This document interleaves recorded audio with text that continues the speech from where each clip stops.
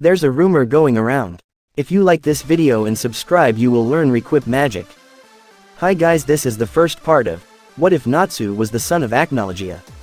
I hope you enjoy. Where am I? The mismatched eyes looked around. Blue. So blue. What a nice color. Blue like what? Where am I? Blinking didn't help. It was still blue. Am I falling? It feels like I'm falling. The blue is turning darker. Darker. Darker. Further. So far. So weird. Where am I? Black. So black. The black swirled before mismatched eyes, forming pictures.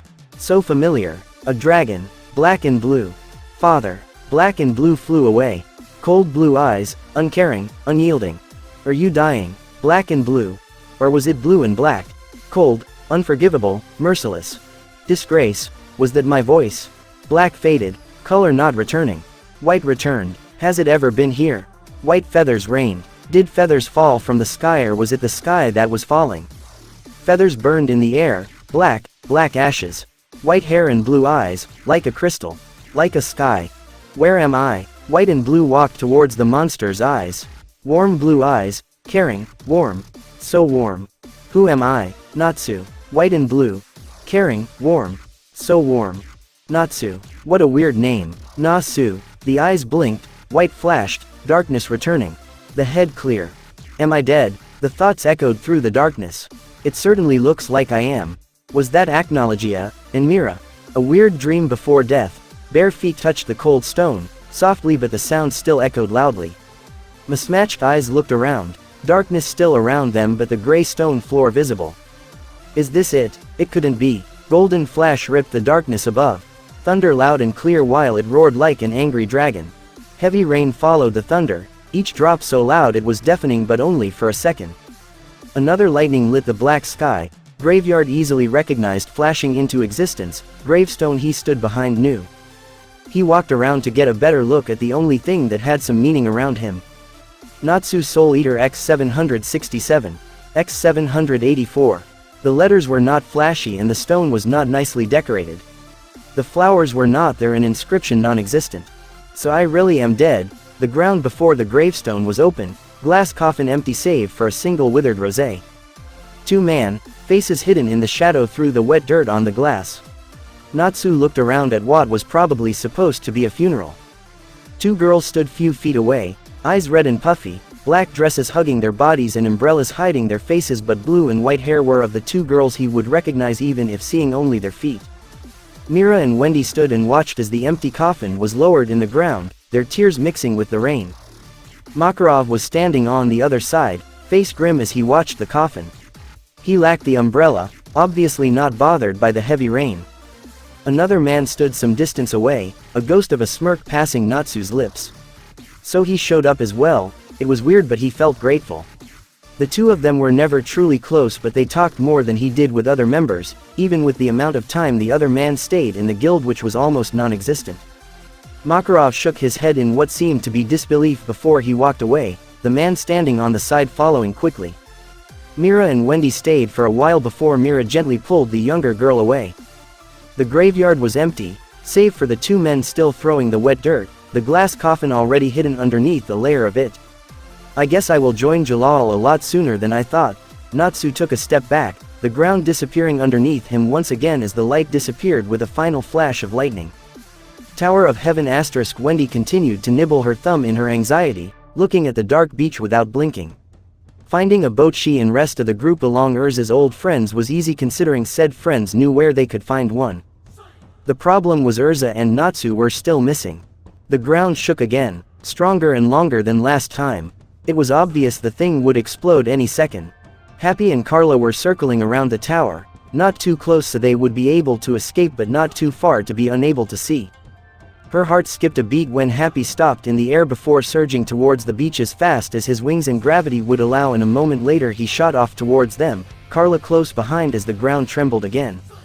Happy bit his lip as he carefully lowered Erza on the small boat, the scarlet-haired mage looking dazed. Erza, Wendy called carefully, and the teen's eyes snapped towards her. Her brown eyes stared at her in horror that made her just as horrified in a second, her next words almost sending her into a state of shock.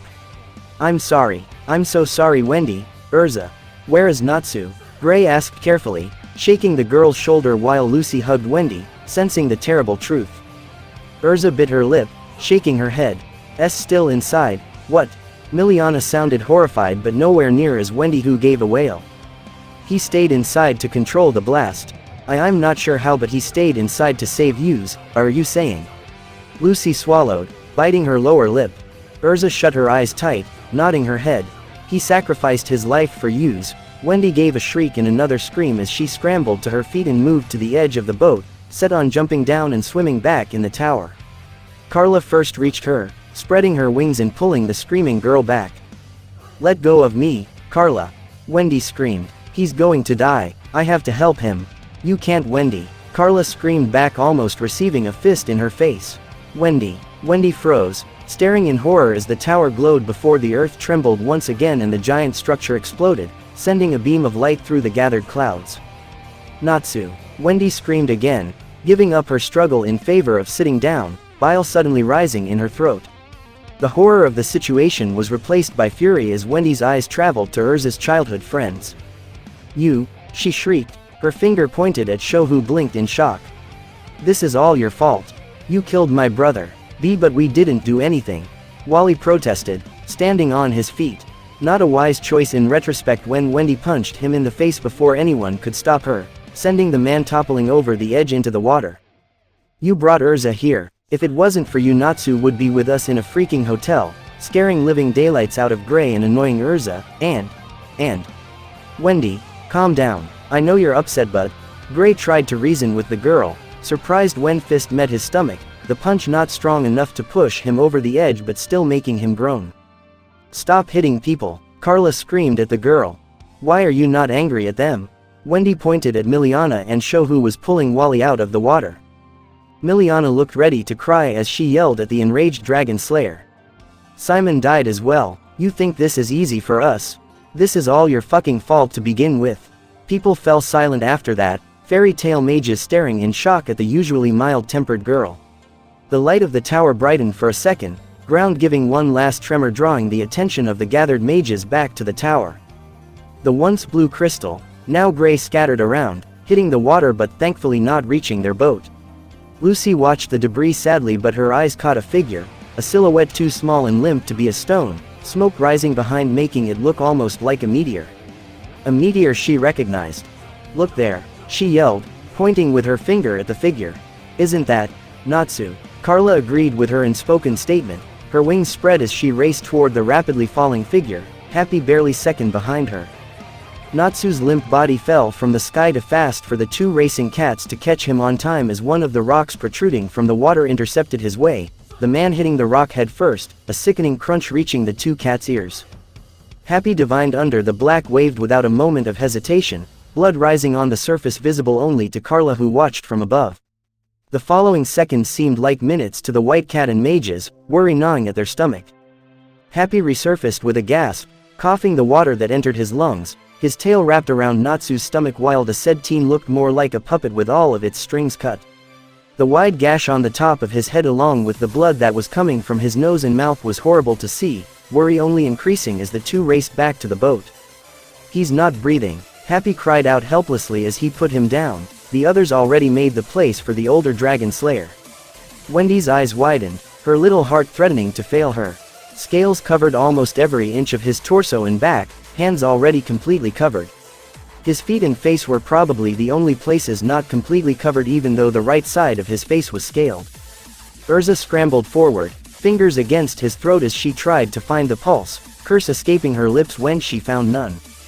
Requip, Lightning Empress armor. Erza grimaced as her strained reserves gave a protest, but she gripped the spear that appeared in her hands as tightly as she could, putting the tip against the scaled chest. Wah, Erza, what are you doing? Wally asked with wide eyes, his expression mirrored by the rest. Saving him, Erza snapped, gathering her magic. Clear. Just as she was ready to release the jolt, Wendy pushed the spear away. No, Wendy. Erza glared at the girl. What do you think you're doing? This might be the only way. There is no point in doing that. Wendy argued, much to Erza's confusion. What do you mean, there is no point? Erza raged. We can't let him just die. We won't. You won't find the pulse because he doesn't have a heart, Wendy yelled back. Erza froze, but Gray couldn't hold back the snort. I know he can be cold and heartless sometimes, but that's just an expression. Wendy frowned and Gray had once again doubled over when her fist met his stomach. If you have nothing smart to say, then shut up. Wendy, explain it already. We don't have much time.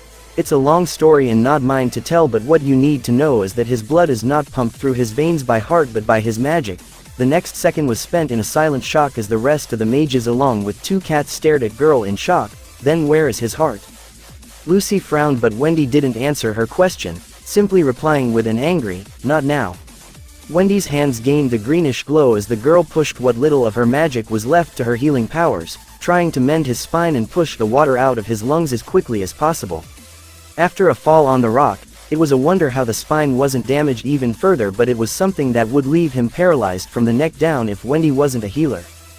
Natsu's back arched suddenly as she connected the last nerve, the teen curling in on himself, water mixed with blood pooling out of his mouth from the loud and hectic coughs ripping from his lungs. Natsu, Wendy called gently, his scaled back turned towards her as he forced himself to his knees and elbows, forehead against the wet wood of the boat as he continued to cough. His eyes remained tightly shut even when he stopped, his mouth open as he took a ragged breath, trying and failing to get enough air in his mouth, managing only to start another coughing fit. You need to take slower breaths, okay? Wendy tried to advise, receiving a hesitant nod in response. She had no idea how long did they sit in that boat, everyone waiting with tense back and wide eyes while the dragon slayer managed to breathe once again. I'm not dead. The silent question was easily heard by those on the boat. The disbelief in the voice and what almost sounded like regret made Wendy's heart give another squeeze. No, you're not. Wendy smiled sadly, running a hand over his back, ignoring the jagged surface of the scales. The blood was still dripping from the long gash on his head, the severe concussion. Wendy knew he had to stay as it was, since she had poured every drop of what was left of her magic into reconnecting his nerves before it was too late. Does any of you have any bandages? Wendy asked, looking at people surrounding her. Erza nodded, bandages appearing in her hand trough requipped before she wordlessly handed them to her. Can you sit up? Wendy asked carefully. The red eye turned to look at her, pupil dilating and narrowing in rapid succession, obviously incapable of concentration on her. It was a good thing she put Troya on him, or this would have been a whole lot worse. Another hesitant nod followed her question before Natsu pushed himself off of his elbows and onto his palms, swaying dangerously as he did so, squeezing his eyes in useless attempt to regain some balance. Gray moved toward the dragon slayer carefully, unsure how the pinkhead would react when he sat beside him and put a shoulder against his own, giving him support. Natsu jerked away, sudden contact making his senses flare up in their confused state. He wanted to put his hand to hold himself sitting, but the hand would not move as fast as he would have liked, and he would have slammed against the wooden floor if Gray didn't catch him, one arm warping around his other shoulder in half-hug.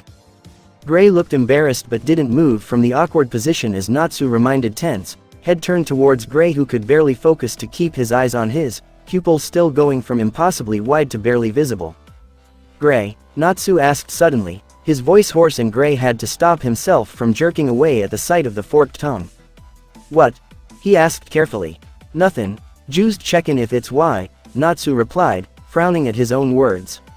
Gray gave a chuckle, trying to lighten the mood while Wendy warped the bandages around Natsu's head. You alright? P-E-O-P-L. Ari asking Data. Odd. Natsu frowned again, confused as he barely made sense to himself. Erza tensed as she remembered the tower, her eyes looking at the dazed dragon slayer. Blood that decorated his face suddenly didn't appear like his own. You killed Jalal, she stated. Natsu blinked, his eyes moving towards her as he leaned against Gray's shoulder, making Gray capable of putting down the arm that was hugging his back. The group around them tensed at the accusation, Wendy almost dropping the bundle of bandages in her hand. Is that true? Lucy asked, her eyes fixed on the dragon slayer, who scowled at them, the usually blank face looking lost. Blue-haired guy? Natsu asked Erza, who nodded. Dan Yes. He nodded to himself, satisfied, making Erza scowl even harder. How can you sound so happy about it? She demanded. Wendy frowned at her. Erza, not now, he's not well. Don't worry Wenny, Natsu told her, frown again on his face, but this one far less confused. I am happy.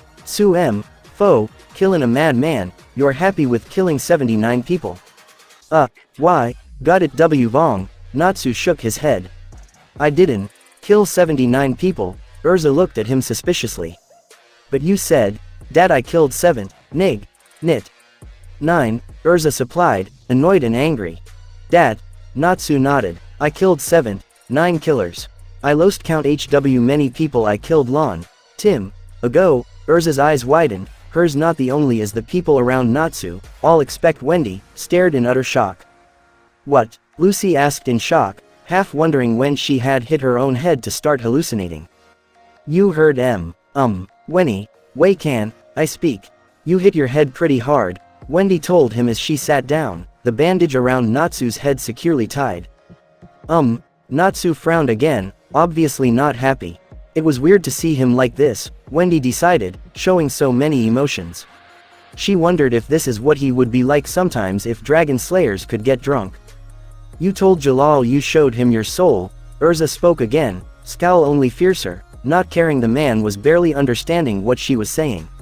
This was not a laughing matter, for crying out loud. Wendy's eyes widened as she turned to Natsu. You used that form, Natsu nodded again, deciding it was better to not speak unless absolutely necessary. You idiot, Wendy glared at him, you're lucky you don't have wings and horns. Natsu shrugged, he heard me friend. Erza knew he was talking about her but she couldn't care less. Who cared if he called her a friend? He killed a man. Not that she knew how rarely he entitled someone with that. Wendy knew and Katz as well because all three looked at him in silent but somewhat misplaced happiness. You killed him, Erza protested. You said you showed him your soul but the only thing I saw was a monster. Lucy pursed her lips while Gray hissed at that. Neither the raven-haired nor the blonde-haired teen were too thrilled to hear the pinkhead killed but they couldn't truly find it in themselves to be this angry. If he didn't they all would be dead. Natsu's mood obviously darkened as well, his eyes finally concentrated on Erza with such speed and ferocity Erza couldn't help but shudder. He didn't say anything, not after that as he pushed himself off of Gray, almost falling again before he pulled himself to the edge and laid his head on the side of the boat, back turning to the fairy tale mages and pulling his muffler, still somehow tied around his neck, over his mouth and nose. He didn't need to say it. The message was clear. Fuck you. 2 days later Fairy Tale Guild had a reputation of being loud and obnoxious but for the last 2 days that reputation seemed to be false. Makarov heard quickly of the events that took place in the hotel his brats had been in, the attack at the casino and the fact Etherian was fired not even a day later, less than 10 miles away seemed too much of a coincidence. Despite lacking the proof the fairy tale mages were there Makarov knew them well enough to know that they always managed to get into trouble, though not on this scale. Ujima was kind enough to inform him of what he knew, his old friend probably even broke some of the laws by telling him all that but Makarov was grateful beyond words. Whatever Jalal planned to do once Zirf was revived was beyond anyone's comprehension because the man had serious control issues and Zirf didn't seem like someone you could boss around. It was a good thing Tower of Heaven was demolished but Makarov prayed to whichever god would listen that his children have not perished with the Devil's Tower. Makarov frowned at his mug, beer in it still intact even after half an hour of sitting there. I'm sure they are okay, Mira told him though she was obviously worried as well. Natsu's with them after all. Makarov smiled at the girl. She had so much faith in that boy, for a good reason all things considered, and she obviously fancied him. He was far less obvious and it was only thanks to years of observation that Makarov even knew Natsu felt the same for the girl. For some reason that concerns me too, Makarov mumbled after a moment, having no doubt the boy could do more than enough damage on his own. What was that? Mira asked sweetly, humor in her voice but a steel edge to the question. Oh, nothing, Makarov shrugged. The silence didn't last long as the doors of the newly built guild opened with a bang.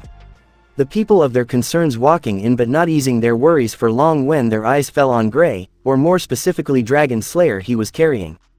Mira ran towards them, jumping over the bar ignoring the fact she was wearing a dress. No one was looking at her anyway.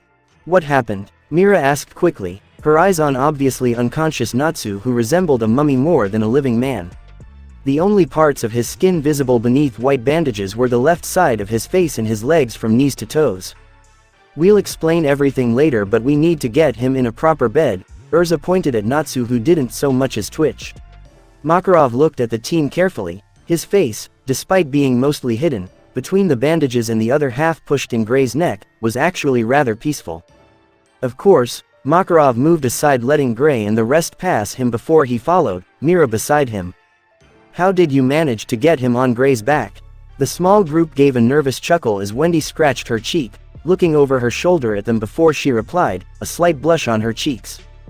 "I maybe, sort of, drugged him." A surprised laugh escaped Mira's throat, her worry lessening at the relaxed faces of the mages around her. "You drugged him? Well, we tried to convince him that Gray had to carry him, but he would hear none of that," Carla told them while Gray grunted in agreement. "I'm pretty sure he would have knocked my teeth in if he was capable of standing straight when I told him that." "What do you mean by that?" Makarov frowned. "Is he alright?" "He will be." Wendy smiled sadly. "He hit his head pretty hard. What about you start from beginning?" Makarov gave a tired sigh, feeling the oncoming headache, fingers massaging his temples while Gray lowered Natsu on the bed in the infirmary. The story was surprisingly short, no one feeling overly inclined in giving too much detail until Erza gave her story of how she even knew Jalal and the rest of mages from the tower before she moved to the fight she witnessed, going, despite Wendy's sharp look, in great detail, which meant his other form was also mentioned. Makarov looked greatly troubled by it while Mira just stared at the scarlet-haired girl in frozen shock. "Then what happened to Natsu?" "He won," Mira managed to ask after the silence became almost unbearable. "By the time the fight was over, Etherian trapped in the crystal became too unstable. We didn't have enough time to get far enough, and Natsu had barely any magic left at that point, so he couldn't use Chaotic Void either," Wendy told them, eyes on the floor. "Natsu managed to stop it in the end, but..." Wendy fell silent, but Makarov pressed. "Natsu stopped Etherian?" He sounded almost alarmed. "On his own? Or in denial?" "Yeses." Happy nodded, a frown on his face as he tried to explain. The explanation the rest of them had come up with while Natsu was unconscious not exactly clear to him. "He fused with Etherian." He gave Carla a questioning look, and when she nodded he continued, more confidently.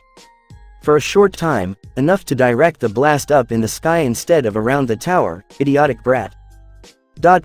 He could have died," Makarov muttered, bitter taste in his mouth, his eyes on Natsu. Erza's revelation he killed Jalal and that it wasn't by far the first was nothing new to him.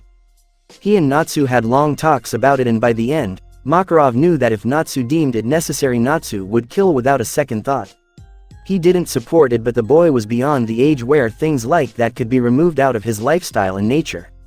He was beyond Makarov's help in that matter when he arrived in the guild 7 years ago, and despite Acnologia's absence, the bloodlust did not diminish. "He did," Erza spoke. Makarov and Mira looked at her, a thunderous look on their faces. "He wasn't breathing for a few minutes, and when he woke up he was surprised he wasn't dead. He was mumbling something about hell and heaven on the way to the guild.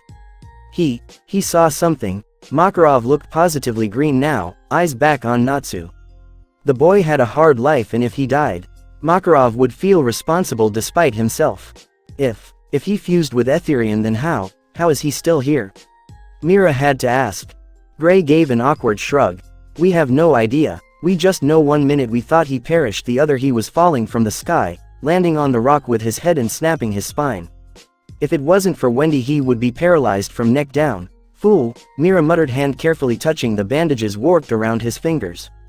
"Idiot," Wendy agreed easily. "So he's all right now?" Makarov asked again, eyes on Wendy, who nodded hesitantly. "As I said, he will be. He still has a pretty bad brain concussion." Makarov gave a thoughtful, but stayed silent.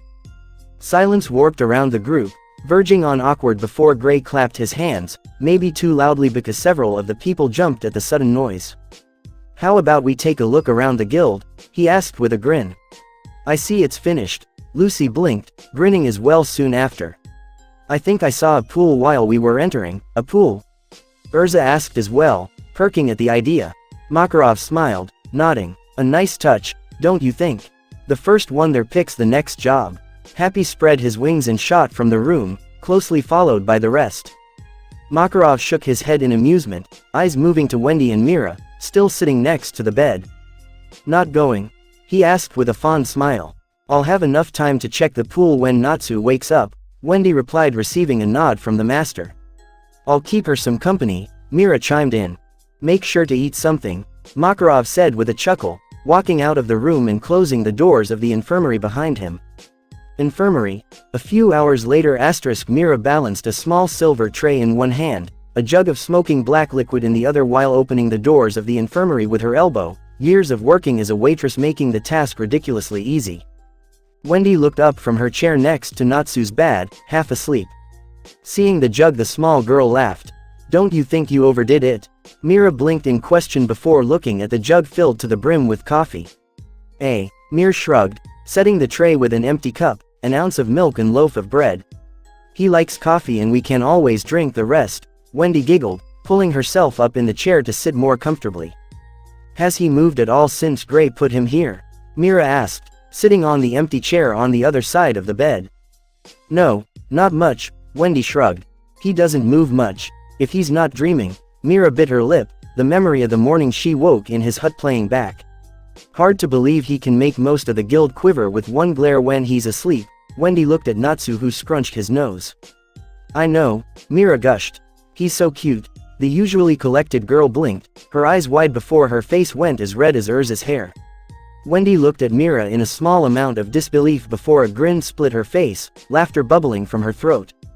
"Wendy," Mira chastised the girl with a whine, embarrassed.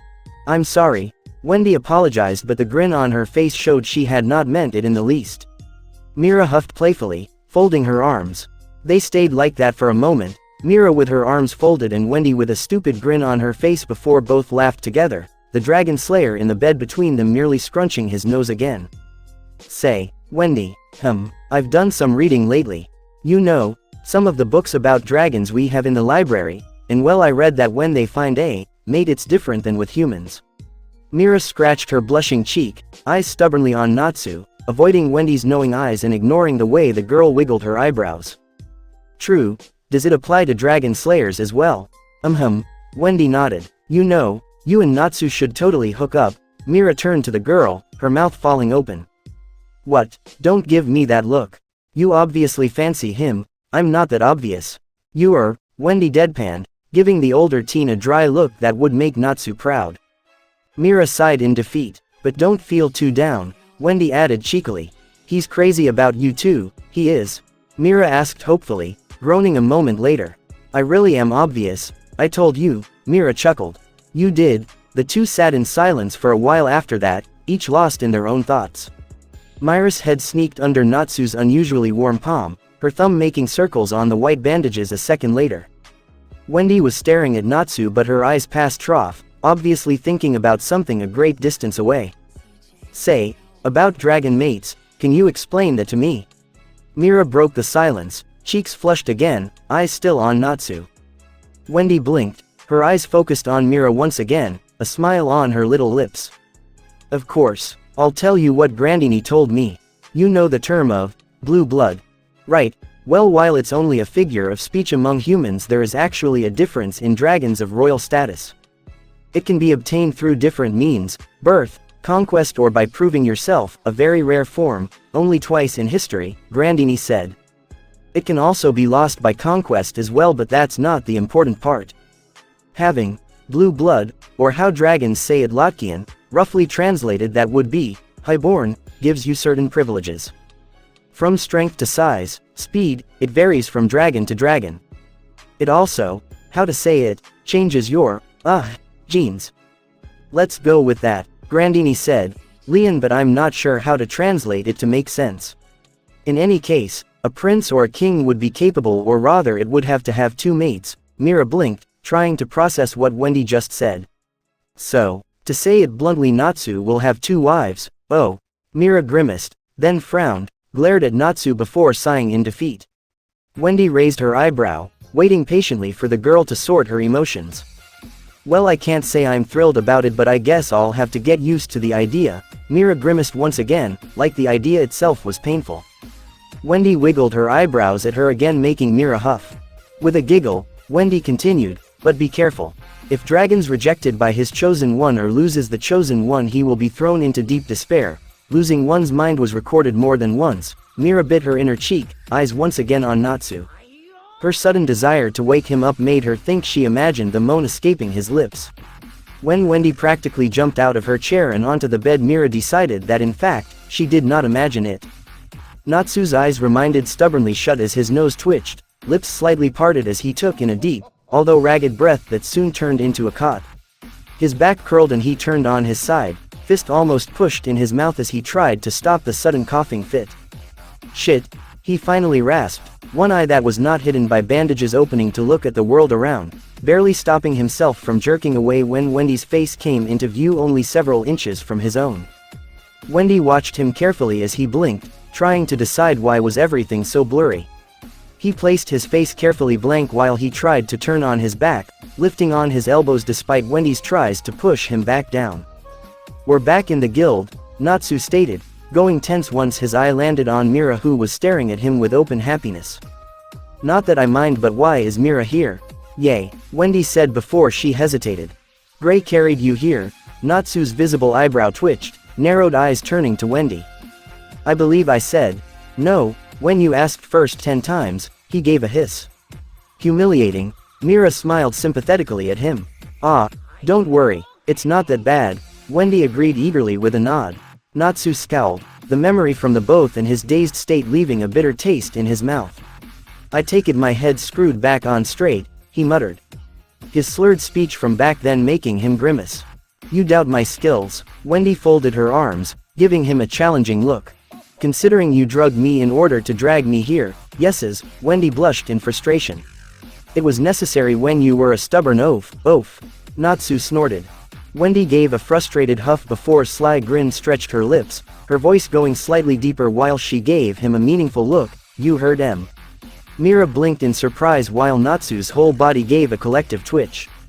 "Not funny, Wendy," Natsu muttered, but Wendy only laughed.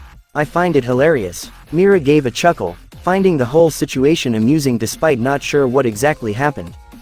"I'll go tell the others you're awake," she told the dragon prince, who turned to look at her, nodding after a moment. Mira smiled brightly and rushed out. Wendy watched as Mira walked out before she turned back to Natsu only to find him still staring at her. Her smile dropped as she looked at her lap. "I'm sorry, Natsu. I didn't plan to make fun of you. I was just trying to cheer you up."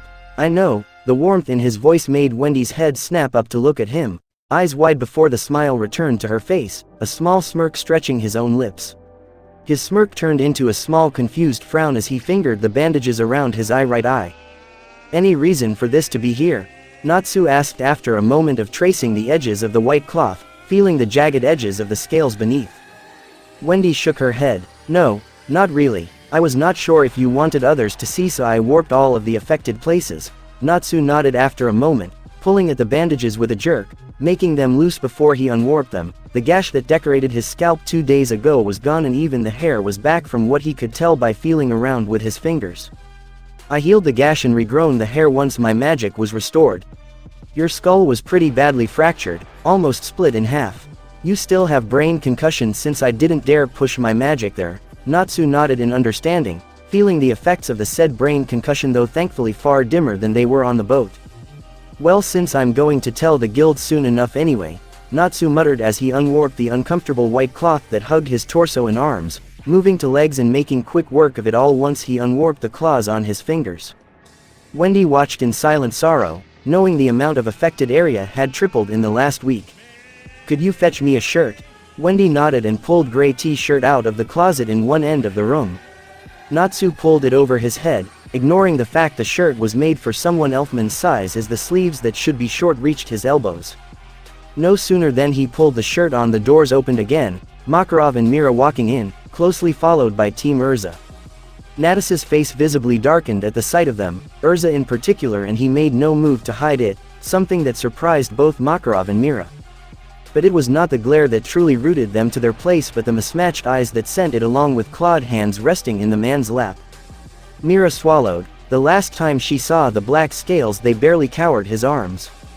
Erza looked away, the sight of the black scales reminding her too much of Jalal's blood. "Look at me, Erza. Look and gawk at the monster in a cage. Stare while there are people to hold my leash." Natsu's voice was stripped of any emotion, but venom dripped in his words, heavy and thick. "Natsu." Wendy looked at him horrified. Natsu didn't look at her. His eyes trained on Erza, who went red, From embarrassment or anger he didn't know, nor did he care. "What are you talking about?" Makarov addressed him, but Natsu didn't answer, not right away. "You decided to leave that part out." Natsu cocked his head to the side. "You decided to leave the part where you called me a monster for saving your sorry asses." "How very noble of you, Titania." "Natsu, she certainly didn't mean it like that." Lucy forced a weak smile on her face. "Do you agree with her? You think I'm a monster?" "What? No. And yet you are disgusted by just thinking about me." I'm not." "Liar. Natsu, what is wrong with you?" Makarov spoke louder, feeling more than a little put out by the conversation between people who should believe in one another without a second thought. "Fairy tale was a family?" asked Titania. Natsu deadpanned. "She seems to know quite a bit about me. You killed him." Erza snapped and Natsu snorted. "Anger, not embarrassment, anger." "And I enjoyed it." "You don't mean that," she gasped. "A monster speaks what he thinks. People are the ones that think lying will make things better. You despicable, Erza." Gray spoke this time, turning to the girl. "Snap out of it. He killed him. Get over it. Your bitching is not helping." The air hissed as the blade was pulled. "On whose side are you on?" Erza demanded. "Fairy tale mages are not killers. And yet you're holding a blade to my throat." "That's enough," Makarov bellowed, his chest heaving up and down, anger and anguish stealing the air from his lungs. "I have no idea what happened on that stinking boat or that cursed tower, but I will not watch you fight." "He started it." Erza pointed a stubborn finger at Natsu. A growl ripped from Natsu's lips, deep and loud. His magic spike for a second before he could push it back down. "Erza, don't you think you said enough?" Mira hissed at the girl who froze. "Don't you?" Erza's face scrunched before she scurried away, rushing out of the room. The silence that followed her leave was almost deafening, and Wendy could swear she heard a needle drop. "You can leave as well." Natsu broke the silence. "I'll tell you about this." He gestured at himself, obviously talking about Dragonification before he gestured towards them. "Once you stop spinning." Makarov gave a confused blink before a knowing grunt as he turned around and walked out, Lucy and Gray not far behind. Mira stood in the doorway, unsure if she should step out or step in. She wanted to stay, but she didn't want to pry nor seem pushy. In the end, she gave a tiny smile to the male dragon slayer and walked away, feeling stupid for doing it even as she walked away. Wendy looked at Natsu from her spot next to his bed. "Do you want me to leave as well?" she asked carefully. Natsu gave her a tired smirk. "You should get some rest." Wendy pursed her lips but nodded. "Okay," she agreed reluctantly. "But I'll be back." She gave him a stern face, glad to see his eyes spark with amusement. She turned and marched out of the room, closing the door behind herself. It wasn't a second later when her head poked back in a sheepish grin on her face. "Mira left you some coffee on the nightstand." Natsu waited for almost a minute once Wendy left before he turned to the cooling black liquid in the jug. He knew the coffee was there, the smell of Mira's coffee unmistakable. With a small smirk, he reached for the jug and poured the coffee into the empty cup, mixing the milk a moment later before taking a sip. It wasn't smoking hot, but he didn't care much about the temperature of it anyway. Mira's coffee was Mira's coffee. He had no idea how she did it, but it was always amazing. He took another sip, relaxing slightly through the bitter taste in his mouth did not leave, and it had nothing to do with the coffee in his hands. Several days later, Mira and Wendy practically camped first 2 days in the infirmary until Natsu threatened to leave if they wouldn't. It took some arguing, fighting and useless begging on girls' part, but they finally caved in and left to sleep in their own bed. Not many people visited the infirmary after the two girls left with a cloud over their head, but Lucy and Gray poked their heads with the cats once or twice, and Lucy delivered a card from Juvia that made Natsu's eyebrows rise. Erza didn't come back and he did not complain. Staying in the guild at night when no one else was there was strange at first, considering the fact he was never in the infirmary before only reinforced that. The first night he could not sleep and decided to walk through the new guild hall, somewhat unpleasantly surprised that everyone could go on the second floor now. The entrance hall, filled with wooden furniture, was similar to that of the old guild but a lot larger. The mission board got bigger as well and still filled from top to bottom with paper. After almost an hour of walking around, he had to sit down despite his best intentions to stay on his feet, but it would seem his head was still not completely healed as his vision swam. He was only thankful he managed to drag himself back to the bed before Mira and Wendy walked in. Natsu blinked, focusing on the present. He sat on the steps that led to the stage, another new addition to the hall. A cup of steaming Mira coffee firmly clasped in his hands. Jet and Droy glanced at him as they walked by, probably trying to get a better look without being too obvious. Good luck with that. Natsu's face remained impassive though he inwardly snorted. A gray hoodie covered his upper body, the hood up hiding his scaled face and a pair of black leather gloves hiding his hands. If he didn't move the fingers too much, claws wouldn't pierce them. Kira, a gruff voice accompanied by the smell of burnt iron reached him. Natsu looked up, careful to keep his face in shadow. It was a good thing he didn't raise his head too high to look at the face of a dragon slayer he nearly killed almost a month ago. Hiding in the shadows, Gajiel continued, his eyes searching Natsu's hidden face curiously despite his best efforts to seem uninterested. "What are you doing here?" Natsu asked instead, eyes narrowing, dragon eye reflecting the light as he shifted, making Gajiel blink in shock as the red eye glared at him for a brief second. Gajiel raised his hands in mock surrender. "I'm a part of your guild, Kira. No need to be so hostile. Stop calling me that," Natsu said somewhat distantly, his eyes on the black fairy tale mark on Gajiel's shoulder. "What?" Gajiel frowned. "Kira," Natsu muttered. "I never liked the moniker, but it sort of stuck few years ago and people are using it ever since." Gajiel gave his weird wheezing chuckle, getting another glare sent his way through. This one went unnoticed. "Why are you here? You were a Phantom Lord Mage not a month ago." Gajiel swallowed, looking away with a frown. "The old man found me and asked me to come. Said Fairy Tale is a great place to start over." "Fairy Tale is overrated," Natsu spoke, his tone barely above a whisper, but despite the growing noise around them, he heard the Dragon Souleater clearly, so he did the only logical thing any mage would. "You just spat on your guild." He turned to Natsu, bewildered. Natsu gave him a dry look, not bothered it wasn't noticed. "They say this place is family." "It is, for the most part, but be careful, a killer cannot be a part of it." Gajiel fell silent. He wasn't stupid. Natsu's moniker was Kira and somewhat less famous soulless fairy. Kira meant killer. Even if some people didn't believe it, anyone who met the man knew it was true. "I killed as well," Gajiel confessed after a moment. "Metallicana would probably be quite angry with me." "Your father is Metallicana?" "Is?" Gajiel questioned, suddenly startled. "You mean he's still alive?" "Of course," Natsu nodded. "You know where he is?" "No, but you met him." "On the meetings." Natsu nodded again, seeing no harm in saying that to a fellow dragon slayer. "One of the finest generals. Some claimed he could be the king of iron dragons if he wanted to." Gajiel gave another chuckle. "He complained about those meetings all the time. He claimed they were boring as hell and the worst part he had to leave me alone." "I never agreed about the worst part. It was awesome to be on my own and do what I want." Natsu's lips twitched up for a second. He wasn't joking. "Those things are boring." "Wait, are you saying you were there? On the floating island? Your father never mentioned a human child." Gajiel stared at Natsu long and hard before his eyes widened slightly, narrowing a moment later and a surprised laugh passed his lips at the end. "He did. Never thought it would be someone my age. Or that I would meet them. I told you I was Acnologia's son," Natsu replied after a moment. Gajiel scratched his cheek looking away again. "You got to give me a break. Who would believe something like that?" "I did," Wendy chimed in as she walked to the two, eyeing Gajiel carefully. Gajiel raised his eyebrow at the girl, challenging her to ask.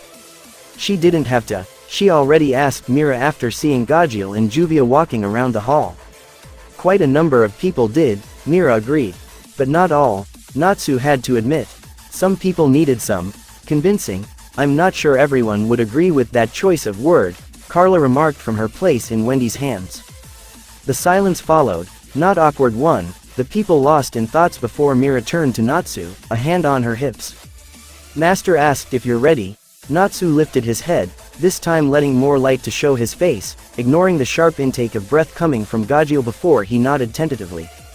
He stood up, his back stiff but it was barely noticeable under the hooded shirt. It wasn't anything new after all, to walk with back tense and his steps careful. He was no stranger to being uncomfortable. The reaction to this story could very well mean whatever he would stay in Fairy Tale or walk away, leave a part of his life and start anew. It wouldn't be something he wasn't familiar with. His eyes flickered to Mira. It wouldn't be easy but he would manage. Looking away, tearing his thoughts from Mira and moving them to the more pressing matter. How to tell the guild he might be very well capable and more importantly willing to kill them in a matter of weeks if not days. He felt incredibly stupid and utterly foolish as he sat in the middle of the strange wooden stage, the whole guild standing or sitting in front of him. They left the lights on thankfully. He would probably stand up and walk away, not run away. Natsu did not run away from things if they focused a stage light on him. The people before him talked in not so hushed voices, talking about him as if he wasn't even there. And that was unacceptable. Natsu gave a low hiss despite his best efforts, squeezing the cup of Mira's coffee he held in his hands. He couldn't explain it even if someone asked him, but he could. The more scales cowered the body, the more he could feel. In a weird kind of the way the emotions of the people around him one moment became so clear he could practically see them, their words louder to the point they pounded inside his head, and then the next moment everything returned to normal, leaving him to feel deaf and blind for a second before he composed himself. In a room as crowded as this, where 100 faces watched carefully his every move, the voices were 1 second muted, the other deafening, giving him a headache on par with that left by chaotic void. As particular member shouted something in one of those, "all is too loud," moments, Natsu lost his patience and the cup exploded in his hand. He could have shouted and screamed at them to be silent, but this seemed to be an even better way of silencing them. "Good. Now that you are all quiet," Natsu managed in a low hiss without truly attempting to let his annoyance show. "I can start, and do not interrupt me." Natsu continued coolly, leveling a glare at the crowd, and held it for a moment, taking great satisfaction in their cowed faces. "Is that clear?" "Aye, sir." Natsu's face twitched in that, "I would smile if I could fashion." With that, he looked at them one more time before speaking again. "You expect me to explain Dragonification to you, and quite truthfully I would not bother with it if it wasn't a rather obvious process." With that he reached for the hood and lowered it, the gasps echoing in his head for a moment. Ignoring the gaping faces, he continued, carefully keeping his own blank. "For you to understand it, a bit of my life with Acnologia needs to be retold." Natsu stopped to think where he should start. Some of the earliest memories were not for public's ear. Flashback *year X 771. Panting and gripping the bleeding wound managed to become a daily norm in less than 2 months. Acnologia took the young dragon slayer to be. The child sat underneath an old oak, not far from the cave, his large black eyes fixed on the bleeding knuckles, the oak behind him stained with his blood, but not even the bark was damaged. A shadow passed above him, too fast to be a cloud passing over the sun, and the child jumped to his feet, scared out of his mind as the towering figure of the dragon landed, raising a layer of dust and sending dry leaves and branches flying across the small spot voided of trees in the otherwise dense forest. "Who told you you can rest, you ungrateful brat?" I'm sorry, Lord Acnologia." The child glared at his bare feet, scratched and bruised from walking on the rough terrain and hitting rocks and trees with them constantly. Tears welled in his eyes, not out of pain but fear. Acnologia's great blue eyes narrowed even further. "Stand straight and hold your head high, brat. You're supposed to be a prince. Act like one." Natsu tensed his back, trying to keep them as straight as a 4-year-old could. "Look at me." Natsu swallowed and looked up, biting his lower lip until it turned white, black eyes wide and frightful. "Wipe that stupid expression of your face." The 4-year-old released his lip, eyes still wide as few tears leaked down the dusty cheeks. Acnologia snorted and shook one of his front paws. A giant creature Natsu did not recognize slid down the claws, leaving thick traces of blood as it splashed against the forest floor, drops of red liquid spraying Natsu's feet. Natsu knew what that meat meant. Dinner. His stomach growled, and the boy, despite his best intentions, let another tear loose, his embarrassment only making the things worse. "Despicable." Acnologia growled and clamped its massive jaws on the animal's head and upper front of the body, ripping half of it with one bite. Natsu swallowed again. By Acnologia's stained teeth he could guess this was only his latest catch, the meal almost over for him. Acnologia's eye rolled to him, the massive eyeball almost as big as the toddler. "Come here." Natsu took a step forward hesitantly in uncertainty, Acnologia's hiss that followed making his feet move faster as he moved to the dragon. "Eat. Now." Natsu looked at the dragon amazed. Ever since the dragon took him they had not shared a meal, not once. The child always watched the dragon eat and ate only if something was left after Acnologia. "Yes, now." Acnologia bit back, the dragon obviously annoyed, though the reason not clear to the child. Natsu took another tentative step forward, eyeing the raw meat. Acnologia usually threw it in the fire since the child was not capable of chewing the raw meat, but this time the dragon made no move to do it. Uncertainly, Natsu managed to tear a small part of the meat from the bone as thick as his head and bite down on the meat, almost gagging at the taste, but the child stuffed it down his throat. Acnologia glanced at him from the corner of his eyes as the dragon settled on the edge of the treeline, curling slightly before lowering his head. Natsu gave a weak smile that quickly disappeared when all Acnologia did was glare and huff in return. Flashback. Natsu blinked and looked around the guild, realizing he spaced out. No, that was not the story to start this. The Dragon Slayer sighed, rubbing his scaled side of the face before opening his mouth, closing them again a moment later. Where to start? So many stories, but all of them seemed too personal. Why was he doing this again? Natsu shook his head. Concentrate. So, I guess it really all started when I was around 5, almost 6 maybe. Flashback * year X 772. Natsu bit his bleeding fingers, sucking at the blood. Cooper taste in his mouth and scent of the red liquid so close to his nose he almost couldn't smell the scent of the dead demon before him. The gold horns of the Balzac, as the demon introduced himself, was twice as long as he was, the one eye on its forehead staring lifelessly right at him. The face of the demon was surprisingly human-like, but the demon was the size of some of nature dragons he has met. Emerald was probably smaller than this thing was. But despite its great size, it was not overly strong. Defeated and killed by 5-year-old testified to that. Where human eyes should have been on the demon were long and raw stitches, its mouth, if fully open, literally reached from its wolf-like ear to the other. Natsu grimaced as he shifted, sprained ankle and shattered wrist giving a painful throb. Acnologia landed behind the boy a moment later, giving him a look. Better than last time. Natsu grinned despite himself, knowing he would be scolded for it later. That was as good as saying he was proud of the boy. If you continue down this path you might be ready. Despite the dragon muttering it in uncharacteristically soft tone, Natsu heard it clearly. Ready for what? To live or die? Natsu frowned. That didn't make much sense. Actually, that made no sense at all. What are you talking about, Acnologia? Acnologia gave him a short look. What did I tell you about questions? Natsu's face fell, shoulders sagging slightly. Don't ask stupid questions, and what kind of questions are those? All of mine so far. At least you can remember one thing, right? Sorry, year X 773. The day started like any other. Waking with the sun was a routine, but in winter months when the sun showed its face later, that meant waking before the sun. Running through the dense forest was part of that routine, jumping over branches and ducking under trees knocked by some storm or the other. Winter was not the time of year Natsu preferred. Acnologia was more grumpy than usual, and his usual bathing spot in a lake was frozen, which meant carrying it back to the cave and warming it there. By the time routine was finished and the part of the day where Acnologia should come and scream his head off at him was getting pretty close. That was the reason Natsu did not jump in shock as a dead elk dropped from the sky, its body pierced by the giant claws of his father, who dropped his catch before the boy. Acnologia landed a moment later with a huff, and as always Natsu turned to his father rather than attacking the meat like his stomach wanted to. A low bow and a quick, "Good morning," was spoken to the dragon, who looked at his son. After another moment of silence, Natsu looked up, barely suppressing a gasp at the gash running from Acnologia's jaw to the shoulder blade, the gash deep and still bleeding. That was the first time Natsu saw his father's blood, and it rocked his world, as silly as that sounded. How could it not? Would you not be surprised if you saw a god bleed? Natsu was not stupid. He knew Acnologia was not a god, a demon would be more accurate if anything, but after years of watching the dragon come and go and few times even witnessing a fight, Acnologia did not gain a scratch. Eat.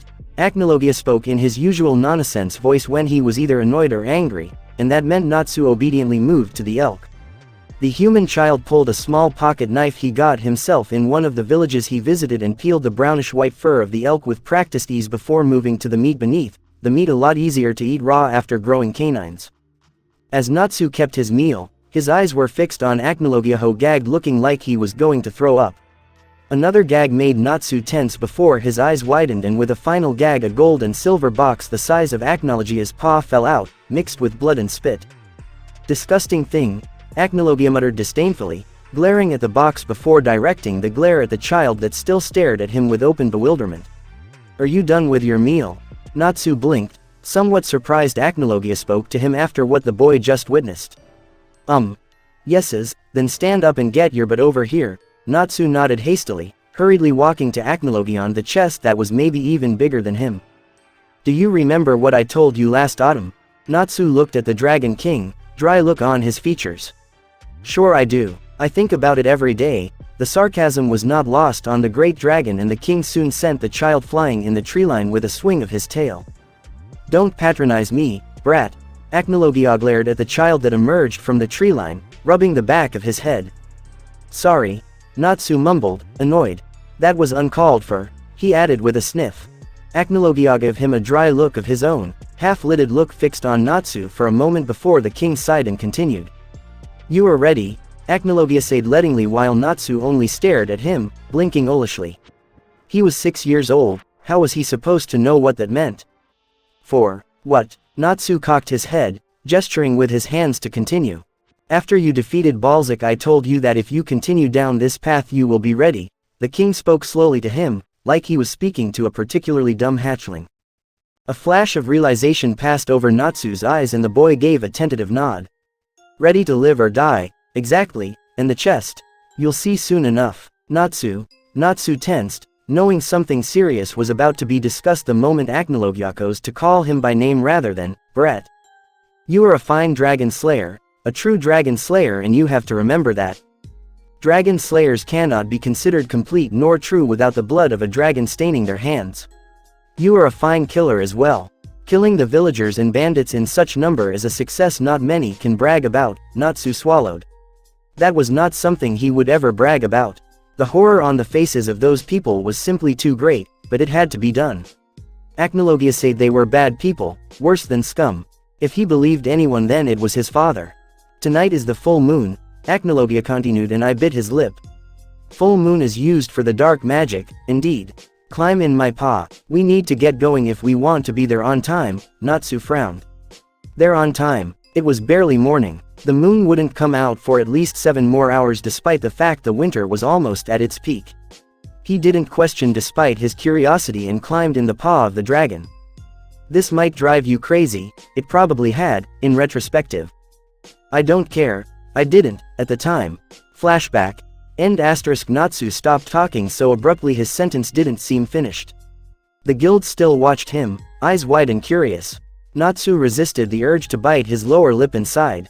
Where did you go? Lucy asked carefully when the silence stretched for almost a minute.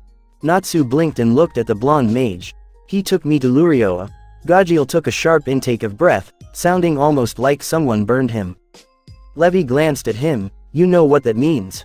Gajiel's eyes were wide as he stared at the dragon slayer sitting on the stage. How did you get there? Mortals shouldn't be able to see the place. Natsu's eyes trawled to Gajiel, who was now standing on his feet, looking between horrified and awed. If such combination was even possible in that moment. Father is not a mortal, Natsu reminded Gajiel in a matter-of-fact voice he used on people who said stupid things. It had its usual effect as Gajiel's face lightly flushed. Either way, you two were very much alive. It should not be possible. The guild broke in whispers and Natsu's headache skyrocketed. He gave a soft moan, unheard by others, and grasped his head. I assure you we were there. At Gajiel's slightly lost and panicked face, Natsu could clearly see despite the older dragon slayer wanted to hide it, the pink-haired dragon slayer smirked, amused. And don't worry, both my father and I are very much alive. It is possible to enter Lurioa if you know where it is, and Zirf was kind enough to take my father there almost 400 years ago. The guild tensed and Makarov paled considerably. That being said, I myself have never met the man, if he could even be called that. Gajiel plopped back down in his chair and massaged his neck, suddenly looking tired. What is Lurioa? Macau demanded, cowing slightly when Natsu's mismatched eyes stopped on him. It was, however, Gajiel that answered instead of Natsu. It's Dragonic. Roughly translated. Gajiel swallowed and looked nervously at Natsu, who only stared back. Hell, well, I prefer Demon's Nest, Natsu explained with a shrug, sounding almost like he was talking about the weather. Hell is deeper than Lurioa, and besides Ozil is what you will hear more often dragons use to talk about hell. While transplantation is helpful, some more information wouldn't hurt. Makarov spoke solemnly, weariness creeping on him. It's a place Zirf used to create his demons. Connection between underworld and mortal plane is strongest in it. Thus the reason living can enter under special circumstances. What were you doing in Lurioa? Wendy decided to speak, her little face scrunched in worry and skin paler by the minute. She was familiar with the concept of it. Grandini explained the basic, but the sky dragon was never really comfortable to speak about it. Natsu winced. How to start with that? Flashback *. It truly did take them almost 6 hours to reach the place. Why they didn't use chaotic void was lost on young Dragon Slayer, but he did not dare to ask, not when his concentration was on the chest in Acnologia's other paw. It was not visible in any shape or form, but he could feel it, hatred and anger rolling in thick tendrils down the sides of the chest, polluting the clean air of the skies. Acnologia didn't warn the Dragon Slayer before he suddenly stopped beating his wings and plummeted down towards the surface. Natsu blinked, biting back a scream as the dark and barren forest covered in fog became closer by each second. Acnologia glanced at Natsu as the child grips its claw and gave a short chuckle of amusement. Coward. Unlike most times the insult was directed at him, this time Acnologia seemed too amused to truly mean it. Natsu knew that much, but it still made him bristle. You could have warned me. Natsu knew his voice was heard despite the strong winds that carried it away almost too quickly for his own ears to hear it. Only a few moments before they crashed in the 3-line, Acnologia opened his massive jaws and fired a weak ball of chaos energy, leveling trees and creating a small landing spot more than big enough for him to land comfortably. Acnologia's feet touched the blackened ground, sparks and tendrils of black and blue energy still dancing over the ground. Where are we? Natsu grumbled as he jumped down and looked at the sky. He knew the moon has appeared an hour or so ago, but the sun has just started to set. Despite his knowledge, he couldn't see any of it, the fog at the bottom of the forest so thick he couldn't see Acnologia's head as the Dragon King raised it up.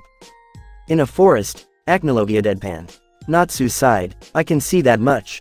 Why are we here? Wherever here might be, the place sent shivers down his spine and he felt. No, he knew someone was watching them. His eyes glanced around, but the trees were tall and forest dark despite the lack of leaves. Acnologia's head penetrated the fog right next to Natsu, who looked at the massive jaw, not even feet away from him. We are standing in a plain between life and underworld. The gates of Lurioa are close. Natsu tensed, his body suddenly sent a shiver down his spine. How close? Acnologia's nostrils flared. In this plane, you can find them where you need them. Acnologia's blue eyes rolled to the side, his look so intense Natsu couldn't help but follow it. The child's eyes widened as he took a step back, almost falling as his legs refused to move in a way his brain screamed. Every fiber of his being was screaming at him to run as the sight of golden doors he knew were not there before appeared. The doors were heavily decorated, but the motives were not nice. Horrors of torture and demons of ugliest kind goggled at him, 2 large skeletons in the center of the doors, their hands joined in chains, some thick as Acnologia's tail and others as small as Natsu's fingers kept the doors locked. Pick up your spine from the floor and move, Acnologia grumbled and walked towards the doors. Before Natsu could ask how exactly were they supposed to enter, the chains squealed and rattled, untying and disintegrating with each step Acnologia took. By the time Acnologia reached the doors, skeletons have unlinked their hands and the doors swung open, revealing unnatural darkness that almost seemed to suck out the little light that penetrated the fog. Natsu swallowed and followed close beside Acnologia, the massive gate large enough for his father to pass through without even lowering his head. As doors started closing, Natsu cast one last glance at the outside forest, this time spotting a pair of red eyes looking at them through the fog. The doors closed with not so quiet slam and Natsu had to blink several times to adjust his vision. Natsu couldn't place where exactly they were or even how to describe it.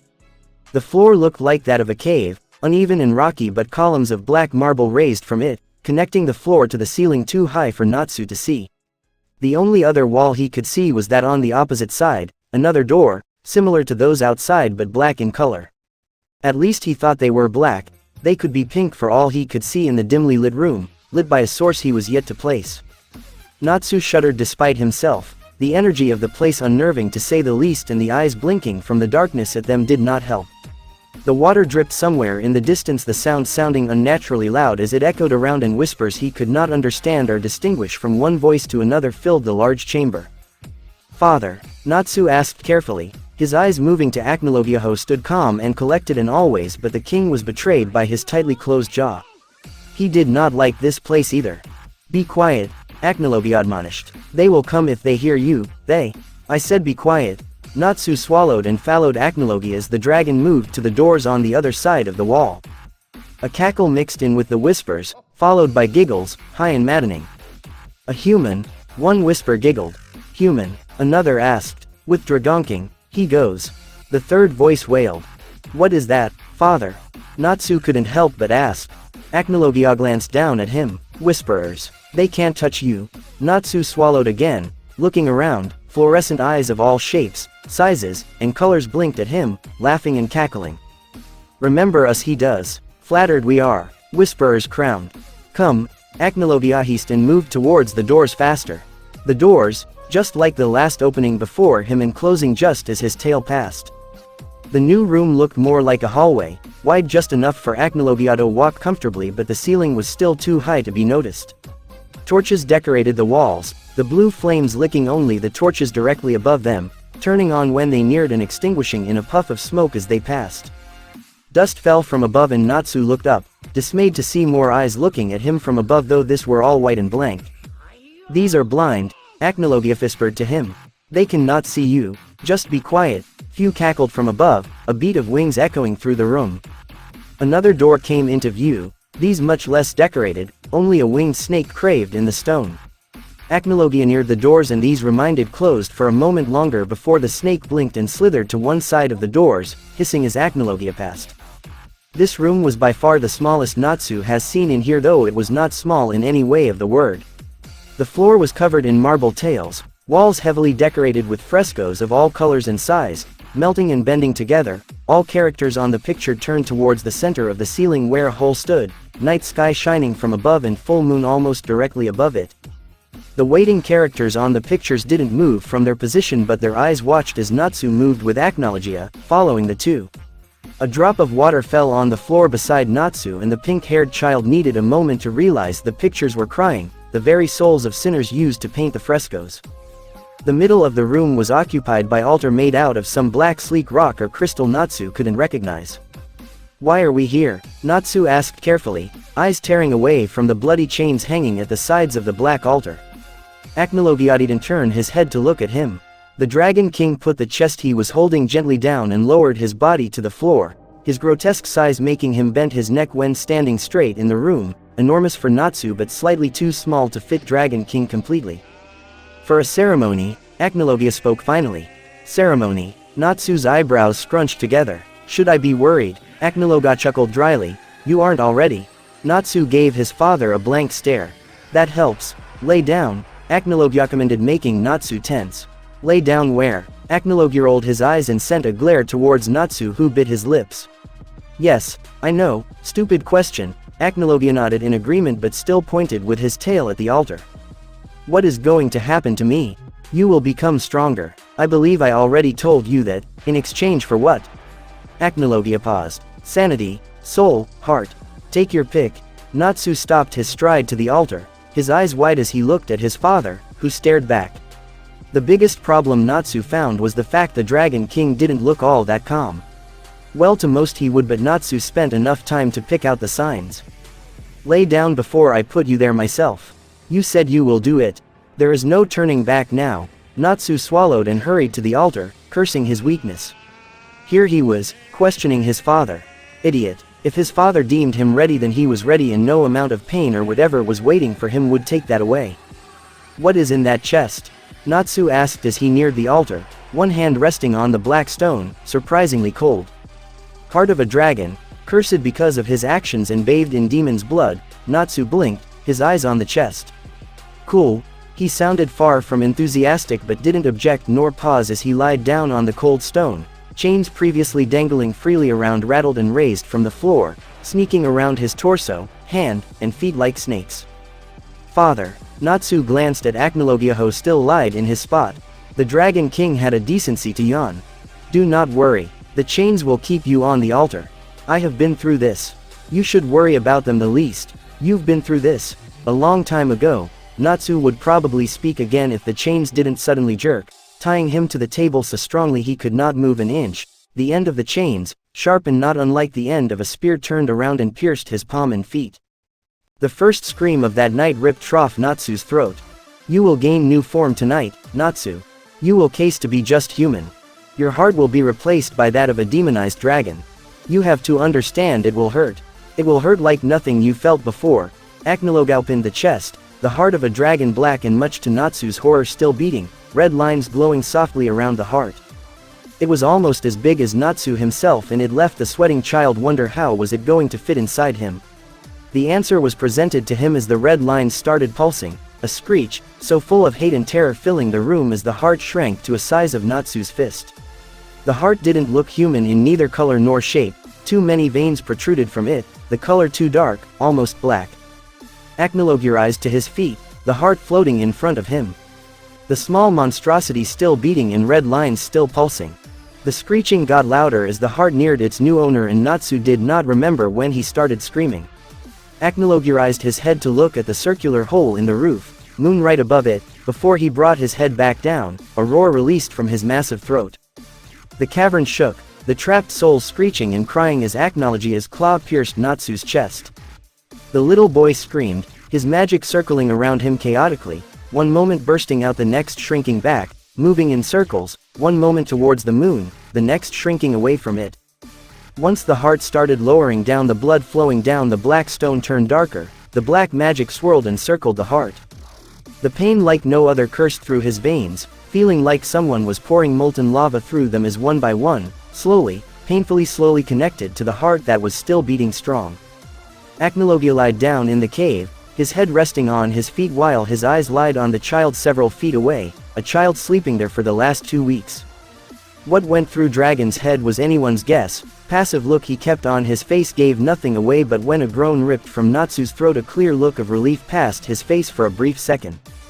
About time you woke up, Acnologia grumbled and pulled himself on his feet while Natsu struggled to open his eyes, sleep still calling him.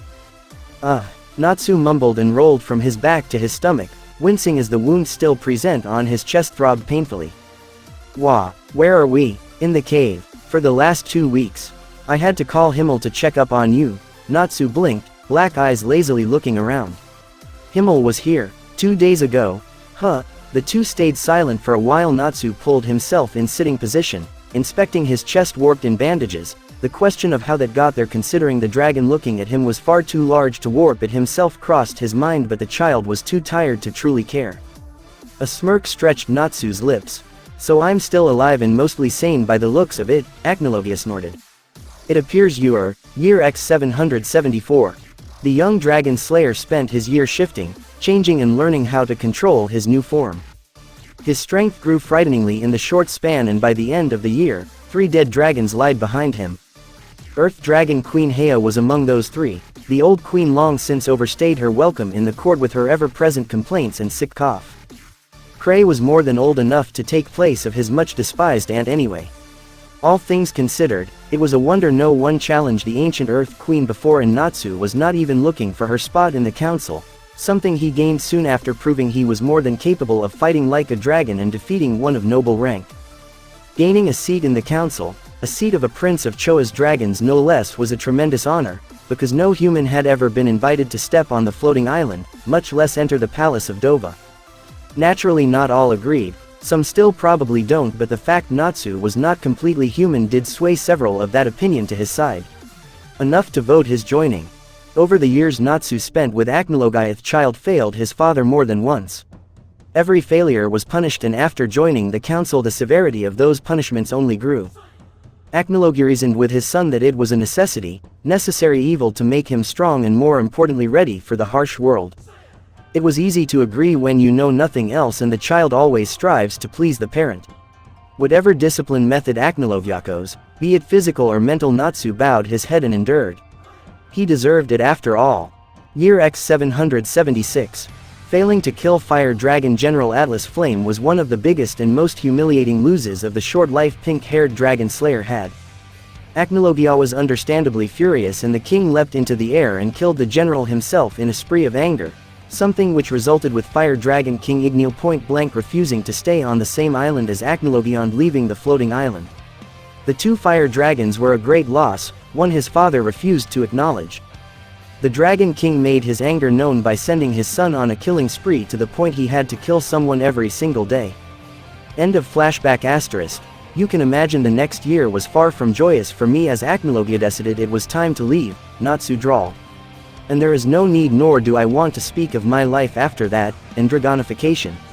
You haven't explained anything yet if I'm not mistaken, Makarov spoke after the silence became unbearable. Natsu frowned slightly, mismatched eyes turning to look at his old master. I have explained nothing, you say. Were you here while I talked to you about my trip to hell? Makarov nodded reluctantly. I was here but it will not affect the ultimate result, not completely but it will speed the Dragonification, which is. I mean we got the pretty good idea after seeing. This is. Gray gestured vaguely to Natsu who raised the scaly eyebrow in something almost akin to amusement. But that can't be it. You can't be turning into a dragon. The guild stayed deadly silent. It was a thought that crossed everyone's mind but no one said it out loud, much less confirm it. How much are you familiar with the poem of the lost? Natsu asked instead, the complete off-topic question making everyone take a double take. Levi bit her lip before she spoke, her voice quiet as she spoke carefully. The truth is this, every monster you have met or will ever meet was once a human being with a soul that was as soft and light as silk. Someone stole that silk from their soul and turned them into this. So when you see a monster next, always remember this. Do not fear the thing before you. Fear the thing that created it instead. The whispers filled the guild, Levi's face turning bright red when Gajil sent impressed look her way. Natsu also gave a small, barely noticeable smile though it was far more grim than amused. It's a poem written many ages ago by first dragon slayers describing their anger once they realized what happened to one who overused his dragon-slaying magic. Acnologia was quite smug when he heard there was a poem written because of him. Gods forbid he found just how many there were. Gajil paled. Wait, are you saying Acnologia was once human? Natsu nodded. Well, yeses, and we can turn into dragons as well. That's what Dragonification is, isn't it? A dragon slayer turns into a dragon, Gajil asked anxiously. In a way yes, but the chances of you overusing your magic is almost impossible. For a dragon slayer to turn into a dragon some special measures must be taken, the heart Acnologia put in me for example, Natsu explained. So it's not just that demon form Acnologia pushed onto you, it wasn't a question. Mira spoke as she gritted her teeth. You will turn into a dragon because of what he did, yeses, Natsu agreed. And what then? Makarov asked, his worried gaze. What will happen when you turn into a dragon? Natsu stayed silent for a moment before he spoke again, his voice somewhat silent. I don't know. Natsu sat on the windowsill, a book he found in Guild's library in his hands, his nose in it but his thoughts far from the words as he turned the pages. He would be lying if he said he didn't feel like he said too much. He knew he said too much. The doors of Guild's infirmary opened and the scent of ice and snow hit his nose. Natsu. Gray, Natsu said evenly, turning another page of the thick book. I was wondering. Gray started, closing the doors and walking to the bed closest to the window. When we were on the boat, Natsu tensed but still kept his eyes on the book. That boat trip was one he wanted to forget. Oh, the humiliation. Wendy told us your magic was pumping your blood and now you said you don't have your heart. Natsu nodded. Indeed. He allowed and turned another page. Even though I don't have a heart my blood is still running through my veins. My magic is acting as my heart in this body, so if you run out of magic. Gray grimaced. I die. Natsu bobbed his head again. Gray looked at Natsu, his mouth half opened as if the ice mage wanted to say something else. Could you show me your true form? Natsu looked up and this time Gray tensed as he got a clear view of the scaled face. No, Natsu said and closed the book. It would speed the process and I don't really feel comfortable showing it to anyone who I don't plan to kill soon after, but Erza saw it because I was careless. Natsu cut him off, his voice even but a hint of anger was present. I made a mistake by showing it to her, she's just confused. She didn't mean those things she said them, but she didn't mean that. It makes little difference to me. You're stubborn, you're stupid. Gray frowned. You're being mean without any reason. I can be mean all I want, because you're grumpy. Exactly. Did you just make a joke? Natsu stayed silent and opened the book in his lap. Gray chuckled. You're not that bad. Natsu looked back up, somewhat startled. Wah, what do you mean? You're a good guy. It was Gray's turn to be surprised as Natsu smirked, a light chuckle passing his parted lips. I'm not one of the good guys. Gray stayed silent for a moment before he stood up and turned to the doors, casting one last glance at pink-haired Dragon Slayer. You saved us back there in the tower. No matter what others say, you're a good guy. You're a friend. 2 weeks later, the morning was pleasantly warm, and even though it was not even 6 a.m., the sun was up and shining as it did for the last 2 weeks since summer started. Forest surrounding Magnolia was just starting to wake up, and its only, mostly, human resident opened his eyes to look at the gray ceiling of his pristinely clean cottage. A sparrow sat on the windowsill and stubbornly pecked on the glass. Why, Natsu did not care, and he had little compassion for little pests that tried to make his life miserable. With a growl that couldn't in any way be interpreted as a whine, Natsu stood up and raked his knuckles against the glass in order to scare the sparrow away. The bird gave a shrill shriek and fled, leaving a feather and white poop behind. Natsu's scaled eye twitched, and the Dragon Slayer contemplated if opening the window and blasting the bird to oblivion would be considered an overkill. Probably. The Dragon Slayer was far from happy. His head throbbed enough for him to think he had. With a hiss and a jerk, Natsu ran a hand through his pink locks, cursing even louder as his fingers got caught in rough scaled horns. Not a nice way to start a day. His eyes landed on his hammock, and he briefly wondered if getting back in it and staying there would be a smart idea. Once again, probably, but he did not wish to deal with Mira and Wendy when they got too worried and start searching for him. Well, that was not all that likely, but a man can dream. Not like anyone else cares enough to do it. Speaking of that, Natsu frowned again as he pulled the hoodie over his torso and pulled the hood up. I can't believe I was so naive to trust them like that. They never cared about me, and they never will. Just like Acnologia said. Everything humans care about is money and power. If you have either of it, they will throw themselves at your feet and swear loyalties as long as it suits them.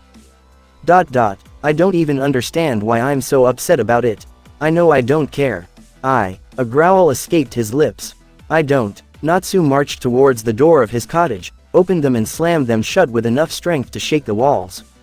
The interior of the cottage was quiet for whole 2 seconds before Natsu's head poked back in and his eyes traveled to the calendar on the wall. Crap. The Dragon Slayer walked outside once again, this time closing the door much more gently.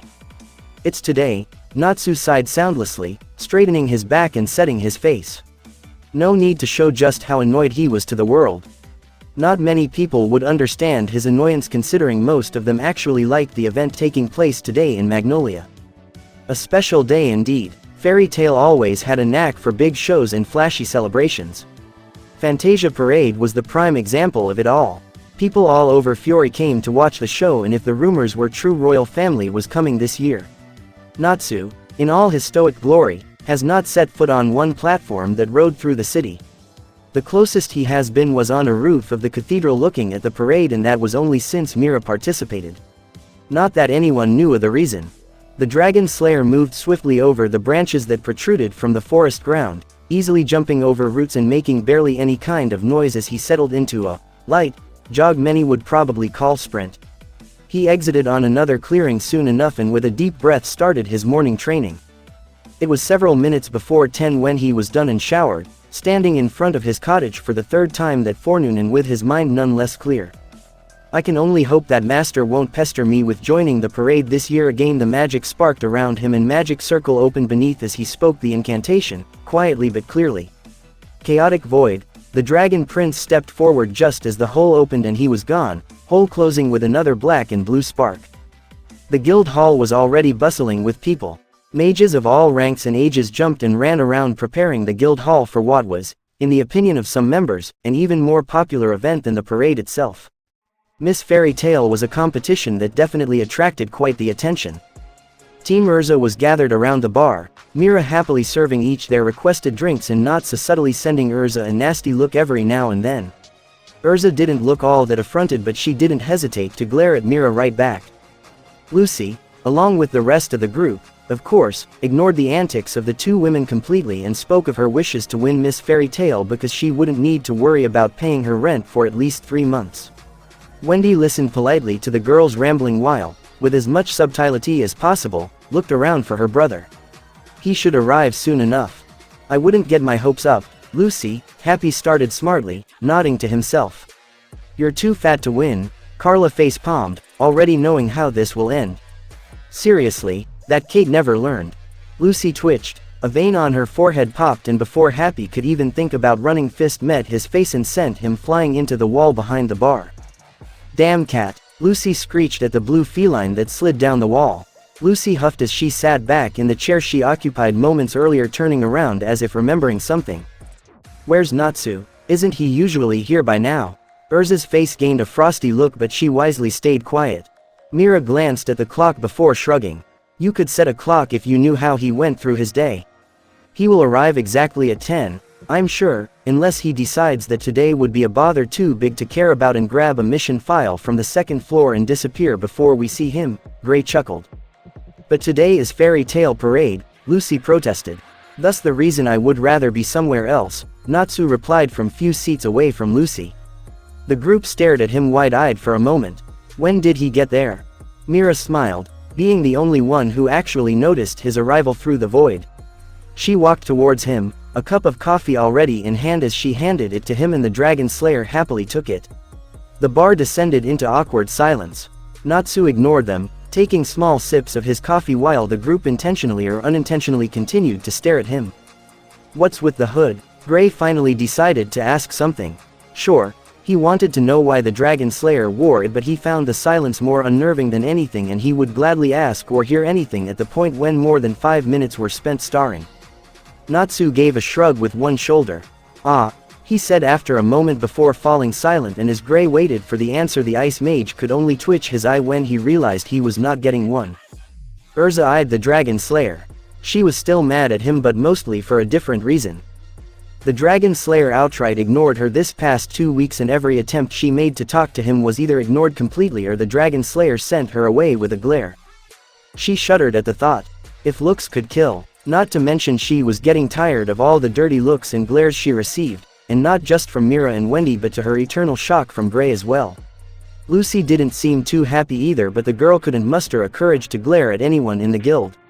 Erza's eyes darted to Happy, who was still lying against the wall Lucy sent him flying into. Mostly anyone in the guild. Either way, she wanted to apologize. Everything is always better once you apologize, and Natsu surely wouldn't hold grudges. He can't expect her to approve of what he did. A nagging feeling at the back of her mind told her she was being both petty and rather idiotic about the whole thing, but Erza mercilessly stomped on it. She wouldn't take all the blame for her fallout with the pink-haired Dragon Slayer. Are you still mad at me? Erza finally asked, ignoring the shocked looks from her guildmates around her. She had ignored most of their looks since early morning. Why stop now? Natsu actually stayed silent as he looked at her. The red eye that glinted like a cat's in the shadow his hood almost made her flinch. He was probably thinking how to apologize. Erza rationalized his silence. Natsu had different thoughts on the subject. He wondered if the girl was sane. Are you mad? She asks me if I'm mad. His scoff was wrongly interpreted, it would seem, because a grin already started forming on Erza's face. Am I mad at you? Natsu asked her, hiding disbelief from his voice and adding his usual no-nonsense with a touch of drawl that always pissed her off. I must admit, Titania. Erza's grin all but disappeared after hearing her infamous nickname. I was more than once questioned about my sanity, but I think you should do some testing as well. Am I mad at you? Natsu muttered the last part, his head turning back to his coffee before he looked back at her, mismatched eyes narrowing dangerously. I am not mad, Titania. I am furious. Erza blinked in shock, truly surprised by the answer. Natsu downed his coffee and stood up, fully intending to disappear for the rest of the day. You wouldn't consider forgiving us? Natsu stayed quiet, looking at Erza from the shadow of his hood. Us? He finally asked. Erza looked confused, nodding her head in affirmation. Well, yes, us. You refer to yourself in plural. He asked instead, and Erza twitched. She hated it when anyone talked to her like she was a child, and Natsu did it constantly. Before she could say something, however, Natsu continued. Your teammates did not call me a monster. They did not accuse me of being heartless. What do they need my forgiveness for? Titania, you are the only one that needs it around this bar, and you're not going to get it. Ah, don't look so put out. You are not the only one who hates me, and you are definitely not the only one who didn't get my forgiveness. I don't hand it over lightly. Wait, you're not mad at us? Gray asked carefully, gesturing to the rest of the people around the table. I believe that's what I said. Natsu acknowledged, looking at his empty cup somewhat dejectedly. He shouldn't have drunk it all so quickly. What will it take for you to forgive and apologize? Erza once again tried. Natsu completely ignored the last part as he stood up and crossed the space between them in a second, making Erza flinch. Stop flinching every time I look at you and I might think you don't see a monster but me. Mira watched the conversation with mixed feelings, both angry at Erza and more than satisfied, knowing that Natsu would easily tear her a new one. She didn't expect to see horns as he took off the hood, earning a wide-eyed look from all occupants and another flinch from Erza. Look at me and tell me you don't see a monster. Mira didn't. She had never viewed Natsu as a monster. But looking at him now. The ugly snare that pulled back his lips and showed his teeth that now that she had a clear look were just as the rest of his face, a mix of normal human blunt teeth and sharp fangs, his red eye with pupil slitted to barely a line and black shining with anger. The skin on his face cracked and scaled, only in some places smooth. Yes, she could see why someone would think of him such disgusting thoughts. Still, Erza knew him. She should have known he would never hurt them. Even angry, he would never hurt a fellow guild member. She shouldn't even look at him like she did 2 weeks ago. And she most definitely shouldn't have said all that. Yes, Mira could very easily understand Natsu's anger. After all, she has been called a monster enough times when she was young to know how much those words stung. Erza opened her mouth but Natsu shook his head. Don't try. I know you will lie if you speak now. Spare yourself the embarrassment and keep your mouth shut. Natsu turned away and walked back to his seat, reaching behind a counter before Mira could move and grab the whiskey bottle, pouring some into the glass he retrieved a moment later. Is Master in his office? Natsu asked after a moment of silence. I think he is. I haven't seen him leave, so I believe he's still there, Wendy responded after a moment of thought. Natsu nodded and stood up one more time, this time intending to leave the group but Gray stopped him. Natsu, do you mind if we ask you a few questions? Gray shared a glance with others around the bar before he continued. A few questions about Dragonification, Natsu reminded, standing looking at them with a cocked eyebrow, and for once Gray wished his face was still hidden by his hood. He was not afraid of him. Not any more than he used to be, and he had every right to be, considering the man was scary as hell, but he never meant anything mean by it the way Erza was intent on believing.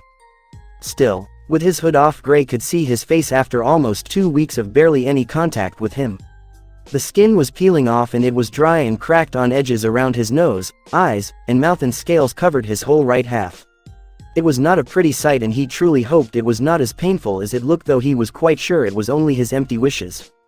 With a sigh evident only by his parting lips, Natsu bobbed his head. Ask away. Gray stayed silent for a moment, surprised he actually said yes. We were wondering. If you become a dragon, when? Natsu corrected, a bit peeved. When you become a dragon, Gray quickly nodded. Will you always be a dragon? Natsu stared at Gray, questioning the teen's intellect. Try reforming that, Natsu supplied with a dry look. Gray looked confused for a moment before he flushed red. Right, will you have a human form? Natsu thought of it for a moment. Not all dragons have it. Most don't, in fact, but it is said it's a lot easier to obtain if you were once a human. In short, yes, maybe not at first, but it shouldn't take long. Gray stayed quiet as did the rest, processing the information before Lucy spoke. If that's the case, why are you and Wendy so worried about it? I mean, it's obviously quite painful, but isn't that it? Wendy drew a breath as she looked at Natsu, who was staring at Lucy, who soon started fidgeting. Quite painful, Natsu echoed. How would you describe the feeling of every organ in your body being disintegrated? I wouldn't use the term, quite painful. When my eye melted and dripped into my hand, Lucy swallowed and looked away, bile rising at the mere thought. The pain could drive me mad, Natsu continued, much to Lucy's surprise as she believed he was done talking. Crazy and unstable, a bloodthirsty thing. Natsu paused and looked at Erza, staring into her eyes. That would give you a reason to call me a monster? Mira bit her lower lip, her eyes watering. Is that all you wanted to ask? Natsu spoke after another short period spent in silence. Miss Fairy Tale will start soon, so you might as well stay here, Mira spoke suddenly, seeing Natsu ready to leave once again. Master will come here in a minute or so anyway, so you can talk to him then. Natsu looked at Mira for a second before nodding in agreement, resting his chin in the palm of his hand and planting the elbow on the counter. True, he muttered, fingering the whiskey bottle again and pouring another full glass. You trying to get drunk? Gajeel gave his wheezing chuckle as he took a seat next to the pinkhead. Natsu's hand fell on the counter that until now held his chin as he gave the Iron Dragon Slayer a sideways glance.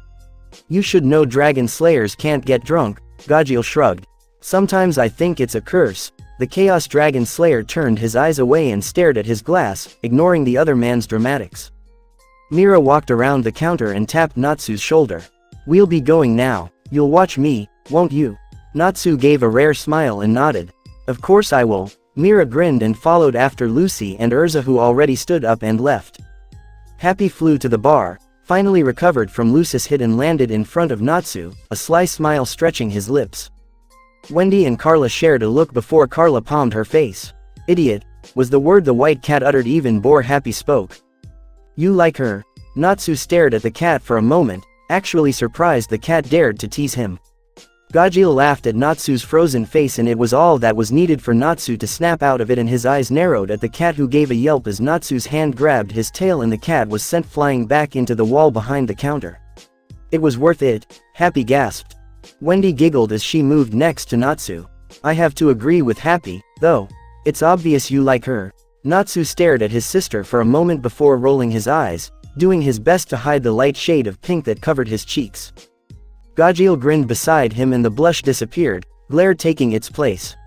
Say a word and you'll be flying after Happy, Natsu threatened, and Gajeel nodded quickly, every trace of amusement gone. I knew you liked her, Wendy declared rather loudly, only to find the Dragon Princess hand covering her mouth. Not a word to her. Wendy blinked, startled into silence. Why? The younger Dragon Slayer inquired. She seriously couldn't understand it. And besides, she did kinda have a word with the girl about this. I don't want to hurt her, and that's exactly what's going to happen if my Dragonification goes wrong. Natsu stared at his glass, his eyes shrouded in misery few could comprehend for that one pitiful moment before he pushed his emotions aside, and his eyes became the same soulless orbs Wendy was sick of seeing. But the girl stayed quiet, as did Gajeel, who was left feeling like an outsider in the middle of very personal conversation. It was in that moment Max decided to show up. Unaware all three Dragon Slayers were thrilled he broke the painfully awkward silence.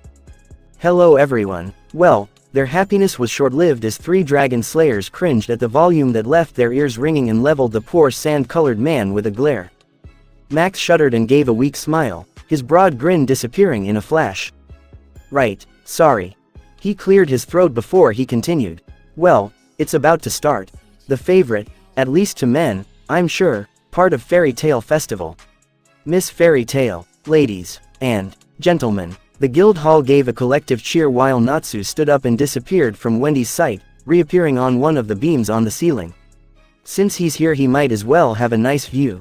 Prepare tissues, men, and believe me, it's not for crying, and give a large applause to Kana Alberona.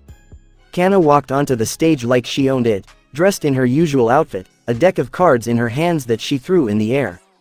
The cards swirled around her, and as they fell, Kana stood in a bikini, posing in a way that made the revealing bikini almost useless.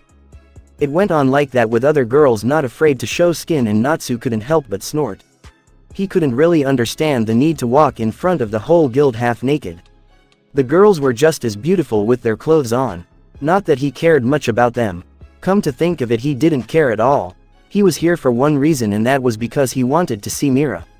He was quite sure she wouldn't do something as cheap as this. A guy below him passed out, blood running from his nose and a stupid grin on his face.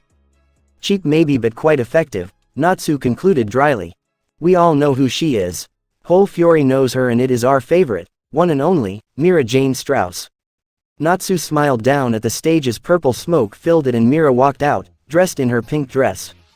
She stayed quiet as a grin stretched her lips and she used her magic in a white flash. Her clothing was replaced by the black corset and red skirt, high-heeled leather boots that went over her knees and just below the skirt adored her legs, and a whip slammed into the wooden floor. Who wants to see a bad girl? Her question was answered by whistles while the white-haired beauty pursed her black lips, eyes searching for one particular mage in the crowd. Wendy noticed Mira's searching look and with a grin pointed up. Mira cocked her eyebrow but looked at the ceiling nonetheless. Natsu stared at her cerulean eyes, which widened at the sight of the pink-haired Dragon Slayer. She beamed at him and was rewarded with a genuine smile she saw so rarely. She cherished the moments she saw it. An idea popped into her head, and with some concentration, 2 horns appeared on her head, earning another round of whistles and an even larger smile from Natsu. Former she-devil didn't stay long after that, as she disappeared into another cloud of purple smoke. Max staggered onto the stage, a bloody tissue held over his nose. Now that was something else, folks, wouldn't you agree? Waiting for the guild to quiet down, Max continued. And now we have our last competitor. We all know this blonde. Let's welcome Lucy Hart. The said blonde jumped onto the stage, clapping a hand over Max's mouth as discreetly as possible, which wasn't discreet at all. Don't say my last name, Lucy whispered to Max, who nodded, slightly dumbfounded. Sure. Lucy sighed and straightened her cheerleader outfit before she summoned Plu, the celestial dog. Natsu watched from above as Lucy started her performance, only to be interrupted by a brown-haired woman in a green dress and a pair of glasses. Evergreen. Natsu wondered. Ragenshu's in the guild almost as rarely as I am. I wonder why are they here now? Evergreen cocked an eyebrow at the crowd, faking a hurt expression while completely ignoring Lucy's complaints of her ruined show. What? No applause for your new Miss Fairy Tale? Now that hurts. Natsu tensed. He did not like that grin. And how dare you just walk in like that, anyway? Who the hell do you think you are? Lucy stopped. Her chest puffed out as she glared at the woman, Plu standing behind her with his hands crossed and trying to look threatening, but managed to look as threatening as a blind puppy. Evergreen turned away from the crowd, her mouth slightly open. You don't know who I am. A girl with a large ego, obviously, Lucy snarked back. Here goes her chance for getting enough money for 3 months' worth of rent. Evergreen turned red while the guild members around them laughed, much to the brown-haired girl's ire. I'm Evergreen, you idiot. Evergreen screeched. I'm member of Ragenshu, the strongest fairy tale team. Her anger was quickly replaced by a grin, and Lucy blinked, alarmed by the sudden change. But don't worry, little girl. You won't have to worry about me for long. Evergreen gave the blonde teen a look over the rim of her glasses, and Lucy took a startled step back before her skin grayed and she turned into stone. Lucy. Wendy yelled in shock. Gasps and yells filled the guild as members processed what just happened. Natsu cursed under his breath and perched on the beam he sat on like a cat, ready to jump down. He didn't get a chance to do that before lightning hit the stage, the wood denting and splinters flying, dust covering the stage from the view of the guild for a moment before it cleared, showing Laxus with a smug grin and 2 reigning members of Ragenshu. Laxus. Makarov's voice boomed inside the walls as he stormed to the front row to get a clear look at his grandson. What is the meaning of this? You better have a damn good explanation. What do you think I'm doing, old man? Laxus replied as his eyes surveyed the crowd. I'm doing some cleaning since you seem incapable to do it yourself. I'm getting rid of the weaklings in this guild so that when I'm done I can take the guild from you and let you retire. Well, we'll see about that part later, won't we? Are you mad? Droy shouted. No one will ever follow you anywhere. Yay, and get Lucy back to normal. Jet agreed. Laxus's grin grew wider. Just Lucy? And what with these other lovely ladies? Freed moved behind the lightning mage and pulled the curtains that hid the backstage. The guild fell silent in shock at the sight that greeted him. Every girl that participated in the competition was turned to stone. Natsu's mind stopped working for a moment as his eyes landed on the lifeless stone that was once blue and so full of life. Mira Jane stared at him, but she couldn't see him. Her skin a gray shade of the stone just like the rest. A spark of magic danced over his shoulder. Makarov's face went from red to purple, looking at his grandson in fury. How dare you? The small man grew larger as he used his titan magic, quickly towering over the blonde man, who only smiled back, hand resting on Lucy's shoulder. Now, you wouldn't want me to slip and break them, right? What do you want, Laxus? Makarov screamed, reverting back to his true size, pointing a furious finger at the man. How about a little game? A game? This isn't a game, Laxus. Well, to you it isn't. I'm having a blast. Laxus moved away from Lucy's frozen form and walked toward Makarov, who took a step back, not intimidated by the child in front of him but afraid for Lucy's and other girls' safety, since Ragenshu stayed close to the statues, a wordless warning in their tense bodies. Let's call it a battle of fairy tale. Everyone was preoccupied with Laxus and Ragenshu to truly take notice of rising magical pressure that was slowly filling the room. They did not notice it until weaker members started gasping for breath and the wood beneath their feet groaned. Laxus blinked in shock and a sense of foreboding settled in his stomach. A piece of something fell down on Makarov's shoulder and he picked it up with his hand, trying to determine what it was while Laxus stared horror, already recognizing the red liquid that dripped down from the thin strap as blood. Makarov's eyes widened and he quickly released the strap like it burned him. Skin. Grandfather and grandson looked up almost at the same time and Laxus swallowed, eyes widening. Natsu stared down at him from the beam like a gargoyle representing a demon. Black magic swirled around him taking shape of wings every other second, blood slowly trailing down his black eye as a strip of skin that used to be there now revealed muscle and slowly forming scales. The dragon prince bared his teeth at lightning mage who stood frozen like the statues on the stage. One warning, Natsu hissed, nails digging into the wood. One warning is all you have before I crush you. Laxus did his best not to look intimidated. Give Mira Jane back, now, he bellowed loudly, something he did not do often. Laxus took a step back, almost falling over his own feet, but he forced a smug look on his face. If he showed everyone he wasn't afraid of Soulless Fairy and Demon Kira, this guild will respect him. They will have to respect him. I don't think I will, he replied. Then I will hunt you down. Laxus panicked and took the form of lightning, moving toward his team as Natsu jumped and shoot down at him like a bullet. It was barely a miss, maybe not even an inch, as Laxus escaped Dragon Slayer's fist and the lightning along with Ragenshu disappeared. The dust rose as Natsu landed with a furious roar, but the dust was quickly swept away by another spike in Natsu's uneven magic before he pushed the chaos energy down. The pink-haired Dragon Slayer looked up, another part of the skin on his face falling down as he gazed at the stone statue that was Mira. Makarov swallowed, sitting on the floor barely 2 feet away from the Dragon Slayer, being blown off his feet when Natsu landed. The old master licked his dry lips as he stared at the prince who clutched his fists, digging his nails into the scales that covered his fists, and it was only because of those scales there was no blood. Mira, Natsu whispered, despair in his voice Makarov never heard before.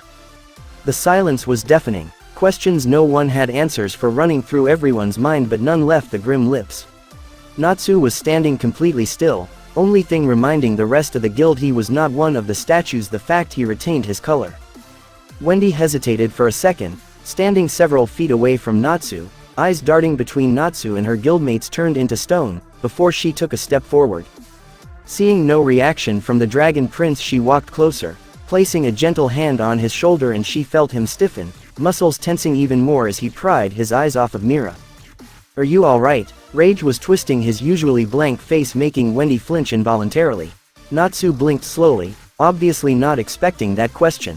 Slight glow lurked beneath his red eye, something Wendy wouldn't notice if she wasn't standing right in front of him. Am I alright? Wendy gave a hesitant nod. Natsu didn't respond, brushing her hand off of his shoulder, eyes moving to the rest of the guild, and the members froze when the cold glare settled on them. Makarov seemed to find his voice, shock pushed away and replaced by anger. What are you waiting for? Move out, we have to find them. Even while he was saying that, he was moving towards the doors, other members quickly running through the door. No one wanted to stay around an angry Natsu. Angry Makarov made them run that much faster. Makarov's stormy expression was stopped when his face connected with a barrier, previously invisible. What the? Freed's runes? Makarov jumped at the mockingly blank voice. Natsu stood not even a foot away, face carefully blank. Makarov was not fooled. He was not sure he had ever seen him this angry. No, he was positive he had never seen him this angry. Natsu sighed and rested his hand on the runes, causing them to flare again, not letting him through either. The of stone made and the of age 80 and above are not allowed to pass through. Doors for thee are locked. Natsu paused, looking at the runes with brief interest before turning his gaze at Makarov. You're that old? Makarov twitched, eyelid pulsing for a brief moment. So? Natsu shook his head and looked back at the runes before he muttered an incantation Makarov heard many times, sinking into the floor. A loud crack echoed in the hall and Natsu flew from the hole that opened only a foot away from the original one, his clothes smoking slightly as he stood up and dusted himself, black tendrils of magic dancing around his feet, a growl escaping his lips. Locking the dimension as well. Blocking my access to the void, freed. Natsu muttered to himself. Makarov and Wendy stared at him in shock. Why can't you pass? Wendy asked in shock, turning towards the runes and hesitantly reaching out, breath hitching when her own hand connected with them. What is going on? She cried out, fist slamming into the runes again. You're not older than 80, right? Makarov looked at Natsu curiously. Natsu rolled his eyes. Of course not. I'm 17, Makarov blinked, almost surprised. He often forgot just how young Natsu was. Wendy glanced at Natsu. But why can't we pass? I'm definitely not older than 80 and I sure as hell am not a stone statue, Natsu shrugged. I am unsure, he obviously wasn't used to not knowing. He paused, hesitated actually, and Wendy grew suspicious. What, the heart father put in me was over 200 years old. It might have something to do with that, but... Wendy nodded in understanding. That doesn't explain why I can't passes. Natsu stayed silent, turning to look at the barrier. No, it doesn't. The tone of his voice made Wendy and Makarov wait for an explanation or elaboration that they soon realized would not come. Metal screeched behind them, crunching and breaking, and Makarov and Wendy jumped, turning towards the source. I do hope you enjoy guild silverware, Gajeel, Natsu stated, taking his hand off of the rune-inscribed wall and looking towards the dragon slayer who bit through another fork. I'm fairly certain this isn't silver, Gajeel responded, eyeing to fork. Makarov blinked, not sure what to think about the sight before him nor the almost casual conversation in the middle of their situation. Is he even aware of what's going on? Seeing 3 pairs of eyes on him made Gajeel sit straighter, and with a sigh, he put down what was left of the fork. How about I try? Be my guest, Natsu stated dryly, stepping aside as Gajeel walked to them. The dragon slayer studied the seemingly empty doorway. It shouldn't be that hard to just walk through it, right? He mused, scratching his black hair as he walked towards the doors.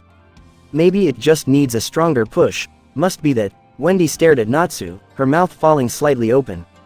Try running, Natsu prompted with a straight face, and before Makarov or Wendy could say anything, Gajeel ran head first into a wall. Makarov blinked, astonished at what the iron-using mage did, while Gajeel climbed to his feet, one hand pressing on the growing bump on his head while the other pointed an accusing finger at the other dragon slayer who had his hands crossed over his chest. You knew this would happen. Of course, I did, Natsu responded easily, turning once more to the doors. I believe we can safely conclude that Fried either didn't write down that dragon slayers can't pass, or the fact I tried to pass first made the runes respond to dragon slayers' magic in the same way they did to Master Makarov's magic. Mikao and Wakaba skidded around another corner, the 2 friends silent as they continued their run through the empty streets. Raijenshu will pay for this, that much was certain. To do something like this. To any other guild it would be unforgivable, but to their own. Question mark exclamation mark. Why, I'm going to. Mikao fell on his ass, splayed over the concrete with his head ringing and hurting like he ran head first into the wall. Wakaba was beside him in a second, neither exactly sure what happened in that second before a moment later purple light shone down them. Mikao pressed his hand against his temple, Wakaba blinking in shock, his cigar almost falling from his mouth as they stared at the runes written in front of them over and over again, surrounding them in a dome. The hell, Mikao hissed, rising to his feet and glaring at the runes like that would make them disappear. Wakaba cursed and took his cigar into his hand, clenching his teeth and throwing the cigar to the ground before pulling out a new one. Fried's runes, Wakaba stated the obvious with a sneer. It's gotta be. Mikao spat at the ground, turning to Wakaba, he must have put them all over Magnolia. The 2 turned their grim faces to the wall that trapped them in the spot. A friend stands at thy side, these rules thy must abide. For one to move through the town, struck thy friend in the ground. Is this supposed to be a riddle? Mikao muttered, staring at the short inscription. Wakaba nodded, staring at the text without any more comprehension. Is this saying we have to fight one another to get out? Mikao asked, his eyes widening.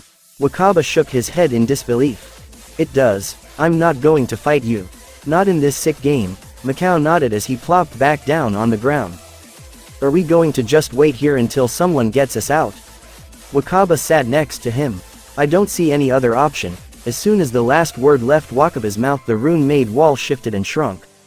The 2 mages stared at the edges as they started drawing closer. Is this? Fried would crush us like fucking ants if we don't fight each other. Wakaba sighed as he stood up and dusted his pants, the runes immediately stopping their advance. Mikao stood up, shaking his head. This is just sick. There's no way out, Wendy growled as she stomped back into the hall. Air, floor, windows, everything. Fried warded the whole guild into a giant purple ball. I did tell you that, Natsu said briskly, waving his hand through the air as he motioned around them. Has there been any hole in the runes I would have been able to pass through the void? Wendy glared at him. I know you're in a foul mood, Natsu, but so are we, there's no need to be so snarky. She sat next to him, planting her chin into her hands. You're pouting, Natsu pointed out. Well, there's not much else I can do, is there? Makarov moved towards them, wondering if there was anything he could do to stop the bickering when the runes flared again and new words wrote themselves in the doorway. Fight. Macau versus Wakaba. The four stared at the words. For a moment, unable to understand what was written, for it made no sense before it clicked and Makarov fumed, slamming one enlarged fist into the runes that stayed unmoving. He's forcing them to fight. That bastard. Makarov slammed his fist into the wall again, startled when the words shifted again only to scream at them when he read what was written. Fight. Warren versus Max. The names started listing with worrying speed, one pair after another rolling over the doorway. Wendy bit her lower lip, nails digging into her palm. They are fighting all over Magnolia. A growl escaped Gajil's lips, a sneer stretching his lips back. Laxus, you sick bastard, a number blinked into existence above the names. 43 inches, that must be the number of how many are left, Natsu muttered after a moment, doing the math between the shown names and the number. They watched in silence, the macabre show in front of them playing in words that held a much darker meaning than should possibly be allowed. The whisper of a crack that sounded through the hall was unheard by most, none with the hearing on the level with Natsu, who turned around, searching for the source of the sound he would have missed had it not been a complete silence around them. Wendy noticed as Natsu cocked his head and listened to something she missed. She paused before doing the same. Silence. A louder crack sounded this time, Gajil taking notice of it as well as he turned around, and a moment before the cracking sound came again all three pairs landed on the gathered statues. Makarov, finally hearing the sound, turned as all four looked at the statues in horror. Wendy dashed towards the frozen group, looking from statue to statue to find the source when Natsu grabbed her shoulder and forced her to stop. All looked at him as he simply pointed at one statue, a crack spreading from one eye across the face and slowly growing longer and wider. Erza, we can't let her statue break. Wendy ran towards her, hands hovering over the growing cracks as more spread over the magical stone. Makarov gaped, mouth opening and closing for a brief moment before he finally managed to wheeze out. Gee, Gajil, go get some glue. Or cement or plaster. Natsu supplied dryly, and Makarov's eye twitched. This isn't a joke. If that statue breaks, she will. The Erza statue exploded into a mist of dust and stone, and Makarov almost fainted while Wendy released a shriek and Gajil jumped back. It took the three a moment to realize Erza stood there, now a lot more colorful and very much alive if a bit shaken. Ah, what? You're alive? Makarov brought Erza out of her shock as he poked a suspicious finger in her side, making her jump. Of course, I'm alive. Erza dusted her shoulders and skirt. Why wouldn't I? She blinked, eyes searching the room, and when she met Natsu's blank face she couldn't help but flinch, her eyes quickly turning back to Makarov. What's going on? The last I remember is Evergreen walking towards us and taking off her. Erza's eyes widened before they narrowed as realization settled. Evergreen turned us into stone, didn't she? Where is she? When I get my hands on her. She gave a wordless cry of frustration. We have no idea since we have been unable to get out of here, Natsu supplied simply. Freed made sure Mir Master Makarov wouldn't be able to disrupt Laxus' plans, and he either botched the runes or something else, because Wendy and Gajil are stuck as well. Erza blinked at the matter-of-fact tone. Wah, then is someone else looking for her? I'm fairly certain they are quite busy. Erza followed the finger Natsu pointed towards the doors, listening with growing dread as Makarov explained what happened until then. Erza. Makarov looked at her, his expression solemn. Try to find Evergreen. I dare say you are the only one who can. Erza gave a decisive nod, confidence filling her as she turned towards the doors and marched towards them, only for Gajil to stop her, a somewhat sheepish and curious look on his face. Just a quick question. How did you manage to break free? If it only takes time, then we don't have to. I lost my eye when I was a girl in. Her eyes strayed to Natsu, who made a point to look at the runes running down the length of the doors. Single quote. A very dark place. One is artificial. Evergreen's magic is based on eye contact, and for it to fully work she needs a real eye. Gajil nodded in understanding. Right. Erza gave a brisk nod before turning once more to the door and moving out, changing quickly into the black-winged armor and taking to the air. "They are going down fast," Natsu commented almost absently when only the four reminded in the hall. 17 inches, you didn't have to be so cold to her, Makarov muttered after few minutes of silence. Natsu didn't respond, rightly assuming Makarov thought he was still this angry over what happened weeks ago. He didn't know of their conversation that very morning, after all. Makarov wasn't completely wrong to think that still ruffled his feathers, but it was far from the majority of the mess he now had to deal with the scarlet-haired mage. It seemed like the time crawled around them, every minute drawing like an hour in the long wait. It seemed like hours passed before Erza's name finally appeared. Fight. Erza versus Evergreen. Get Mira out of this, Natsu thought silently to Erza, and we'll call it even. Erza took some satisfaction in seeing Evergreen's gaping face. What the other woman did made her vindictive, and her foul mood was only enhanced by Natsu's animosity, something she was loath to admit was very much warranted now that she thought about it. What a fool she was. Evergreen. Erza called to the brown-haired mage. I'll give you one warning. A sword appeared in Erza's hand, the tip pointing towards the other woman. Undo the spell and I won't have to force you to do it. Evergreen sniffed, one hand resting on her hip, the other spreading the fan in front of her face before she snapped it shut. You think I'll do what you say just because you say so?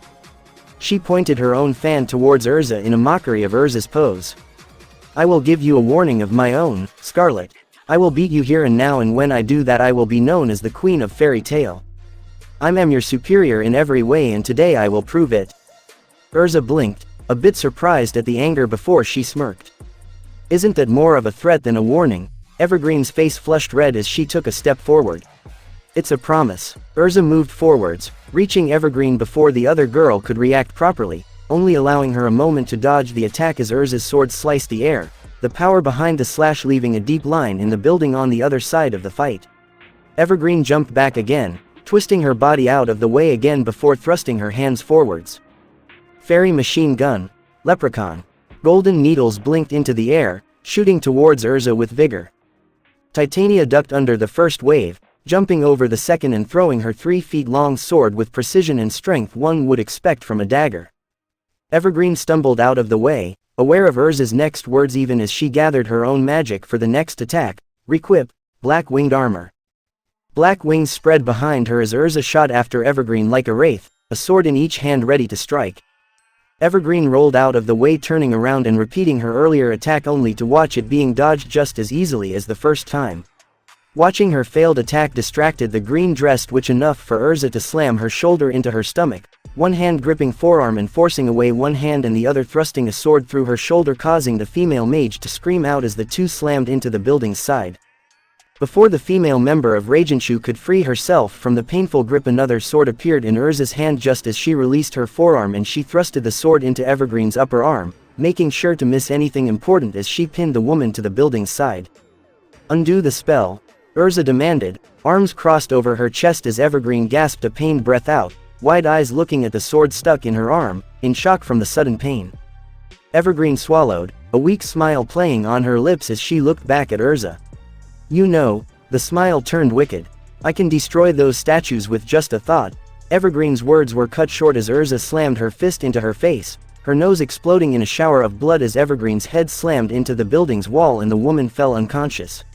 Erza sighed, pulling out her swords carefully and letting the woman fall down to the ground. Next time you lie, try to be more convincing. Winner. Erza, yes. Makarov pumped his fist in the air, jumping a surprising height for his own height and age. Wendy shared his enthusiasm and Gajiel smirked. The three were far too focused on the win to watch as Natsu turned, his face calm and passive as he walked towards Mira Jane just as first cracks started appearing on the gray prison that was formed around them. Lucy stumbled out of the mist first, blinking rapidly to clear her eyes of the dust as she waved her hand in front of her face. A second later her shoulder was used by a disoriented Kana as she leaned on the blonde-haired girl looking around the mostly empty guild hall. What happened? Lucy asked after a moment, watching as the rest of the girls proceeded to dust themselves. Levy dusted her dress, inspecting the guild with a calculative look. I remember Evergreen coming and she took off her glasses, that bitch. Kana fumed, stomping her leg before her eyes finally landed on Natsu, who stood to the side, and she blinked in surprise. What are you doing here? Evergreen turned you into statues, Wendy supplied, moving to stand next to her brother. Silence gripped the group for a moment before Levi sighed, breaking it and turning to the three dragon slayers and Makarov, who proceeded to recount today's events. By the time he was finished, the girls were looking quite murderous. Makarov had to admit he was both impressed and terrified, glad those glares weren't directed towards him. If looks could kill, why aren't you out there helping? Juvia asked. A click behind her sounded as Biska loaded a shotgun a moment after putting a fully loaded gun at her hip. You think we don't want to? Gajil asked before gesturing towards the doorway still glowing brightly with runes. Runes written there made that impossible. Freeds? Mira asked, her eyes moving to Natsu who was staring back at her. The pink-haired dragon slayer was awfully quiet. He nodded after a moment even after Wendy responded and her answer was received with 6 decisive nods. Well, that means all we have to do is beat Freed and the runes will go down, right? Lucy asked, slamming her hands together. Let's do this. She dashed out of the door. Kanna followed after her, a deck of cards gripped tightly in her hand. Levi moved to speak with Makarov and by the way she brandished her special pen she was discussing the possible removal of Freed's runes. Biska brushed past them, Juvia close behind and Mira moved as well, her clothes changing into black leather pants and tight black top. I guess I should be on my way as well. Someone needs to have a chat with Ragenshu. A cold hand around her wrist stopped her, clawed fingers delicately wrapped around pale skin.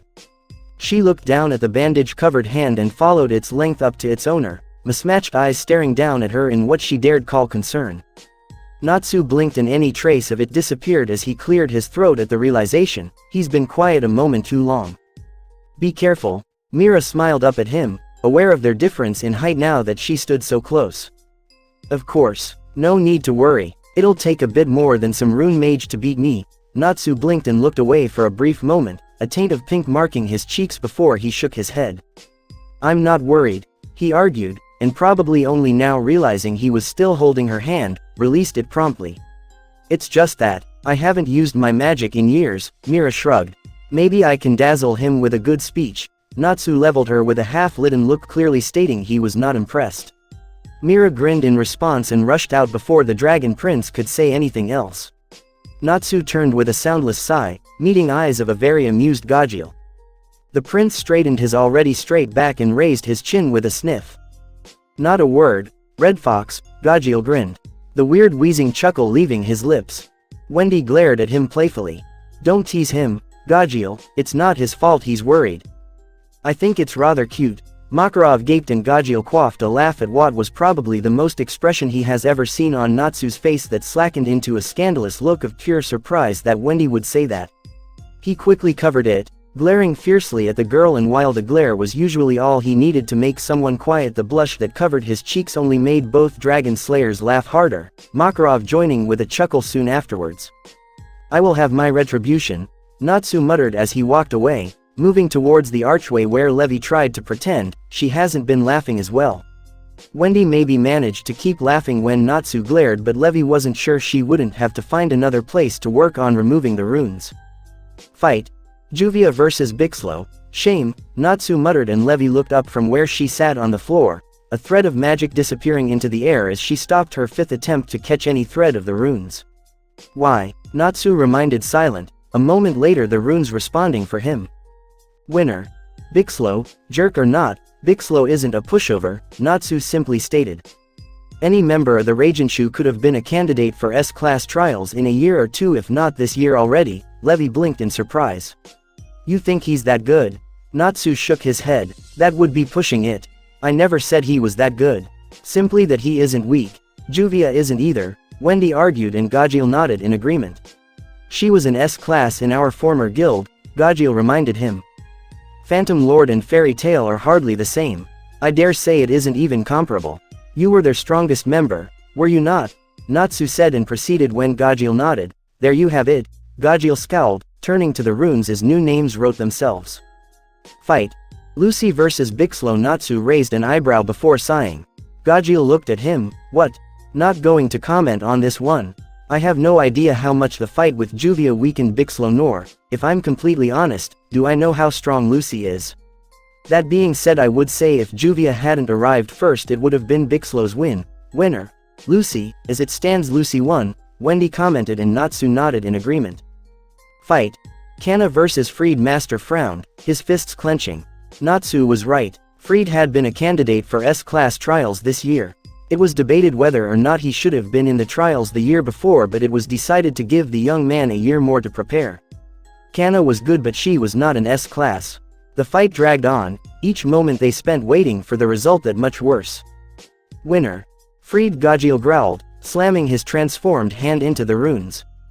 This waiting is driving me insane. We can't do a fucking thing. Natsu's lips twitched downwards, a brief frown appearing on his forehead as he licked on Fang before clenching his teeth. We are well aware of that. Pointing out the obvious won't do us any good. Makarov released a heavy sigh, turning to Levi. How are you doing, Levi? Levi sighed, sitting back on her heels with a furious glare at the runes she was trying to breach.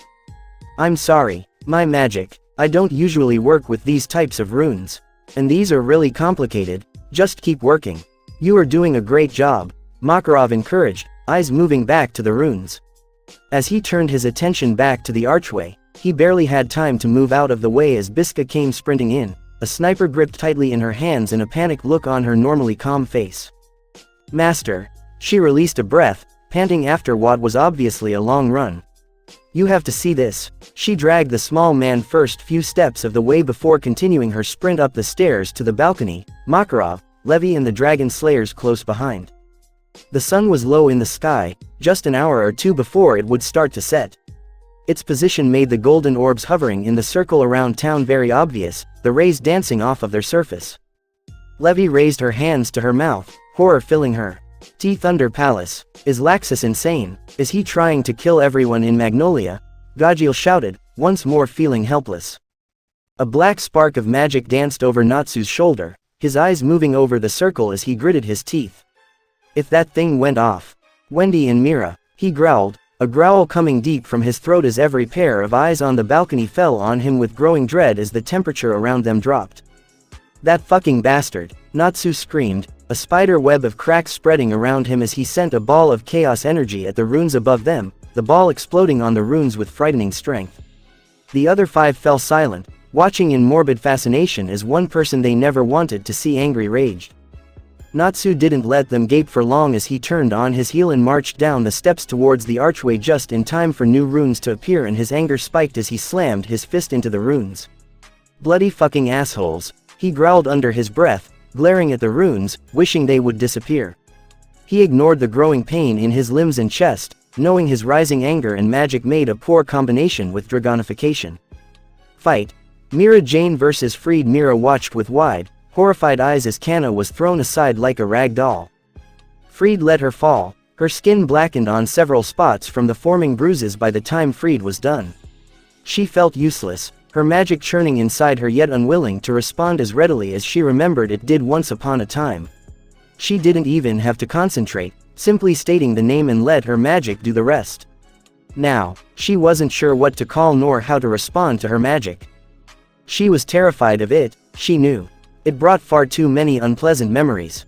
She watched as Freed turned towards her, his one uncovered eye looking down at her in what she quickly recognized as pity. She straightened her back, staring up at the mage who stood on the bridge. He had no right to pity her.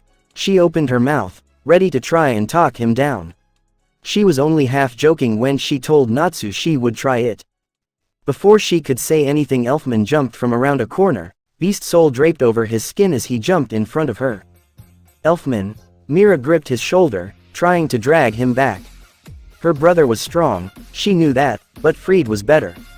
There was nothing else to say about that. It was that simple. Elfman obviously couldn't care less. Don't worry sisses. His voice was gruff as he looked at her, a grin stretching his grisly features. I won't let him touch you. Freed raised an eyebrow with a tisk. What exactly do you think I was going to do to her? Elfman looked up and spat at the ground to signify his disgust. I don't know and I don't care. You won't get any closer, you idiot, Mira hissed. You should have let me handle this. Heel, eat dirt. Elfman finished with a growl and jumped up, swinging his fists at Freed, who jumped out of the way. What followed was as fast as it was brutal as Freed dodged Elfman's attacks, one after another, before he finally grew tired and moved from defensive to offensive. He jumped into the air, his feet making contact with purple runes as he stood above Elfman, his sword drawn in his hand as he pointed it at Elfman, who glared up at him, eyeing a stone he planned to throw at him. Purple runes shone in the air before he could, and Fried almost carelessly swung his sword down, Elfman jumping back, not sure what to expect, but the purple light hit him regardless. A blood-curdling scream tore free from his lips as he collapsed on the ground, gripping the dirt between his fingers. Pain. Fried read the word the runes represented out loud with a resigned voice, sounding like he was doing just another task he didn't particularly like but was needed to be done regardless. The words appeared again as Fried swung his sword again, and Elfman screamed. "Stop it!" Mira screamed at the man above them, rushing to her brother, whose takeover wore off, his form shivering in shock. "Stop this, Fried, what the hell is wrong with you?" Fried landed between them, his side facing her as he turned his head. "Are you going to fight, she-devil?" "What?" Mira looked at him, bewildered at the question. "Are you going to fight me?" Before she could respond, Fried turned to Elfman, looking at the unconscious man for a moment before with a sigh he pushed him away with his foot, closer to the bridge's edge. Mira's eyes widened before they narrowed, her magic exploding around her, in symphony with her anger. "Don't touch him." Fried looked at her, a smirk stretching his lips. "Or what?" A step closer to Elfman, a step closer to the edge. Mira gave a wordless scream of frustration, the scream forming into words as she gave the green-haired man a wild look. "Full body takeover, Satan's soul," she growled, her voice at the end becoming dangerously low as magic exploded around her. Skin on her face cracked, the black scar rising to the surface underneath the glowing eyes filled with anger. Blue eyes colder than ice looked up at him underneath the mane of white hair that denied gravity, moving in unnatural wind made by the raging magic around the woman. Mira Jane raised her chin, fully facing her with a ferocious scowl.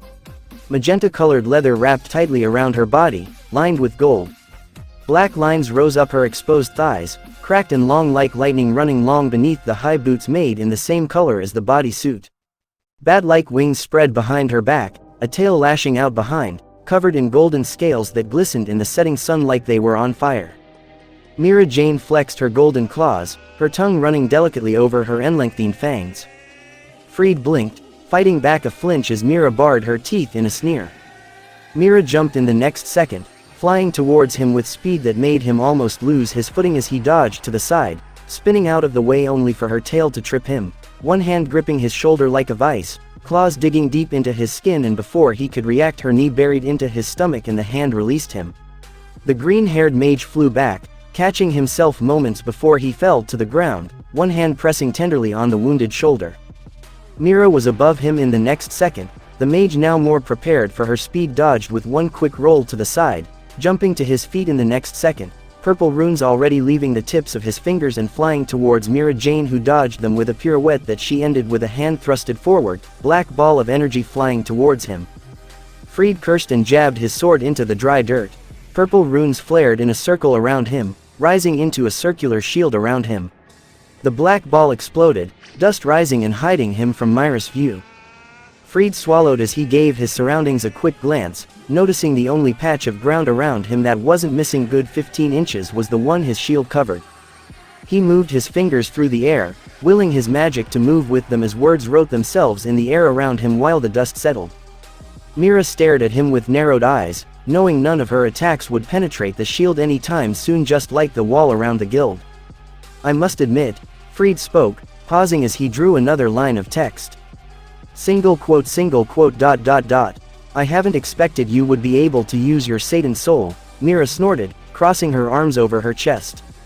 "What can I say? I'm full of surprises." Fried smiled and rose to his feet, the shield disappearing as he yanked his sword out of the ground and moved his other hand, the runes following his fingers as he slammed his hand into his chest. Dark Acature. Wings. Purple wings sprouted from his back, and with one quick thrust, he rose into the air, moving closer to Mira Jane, who let herself fall down in order to avoid being pierced by Fried's sword.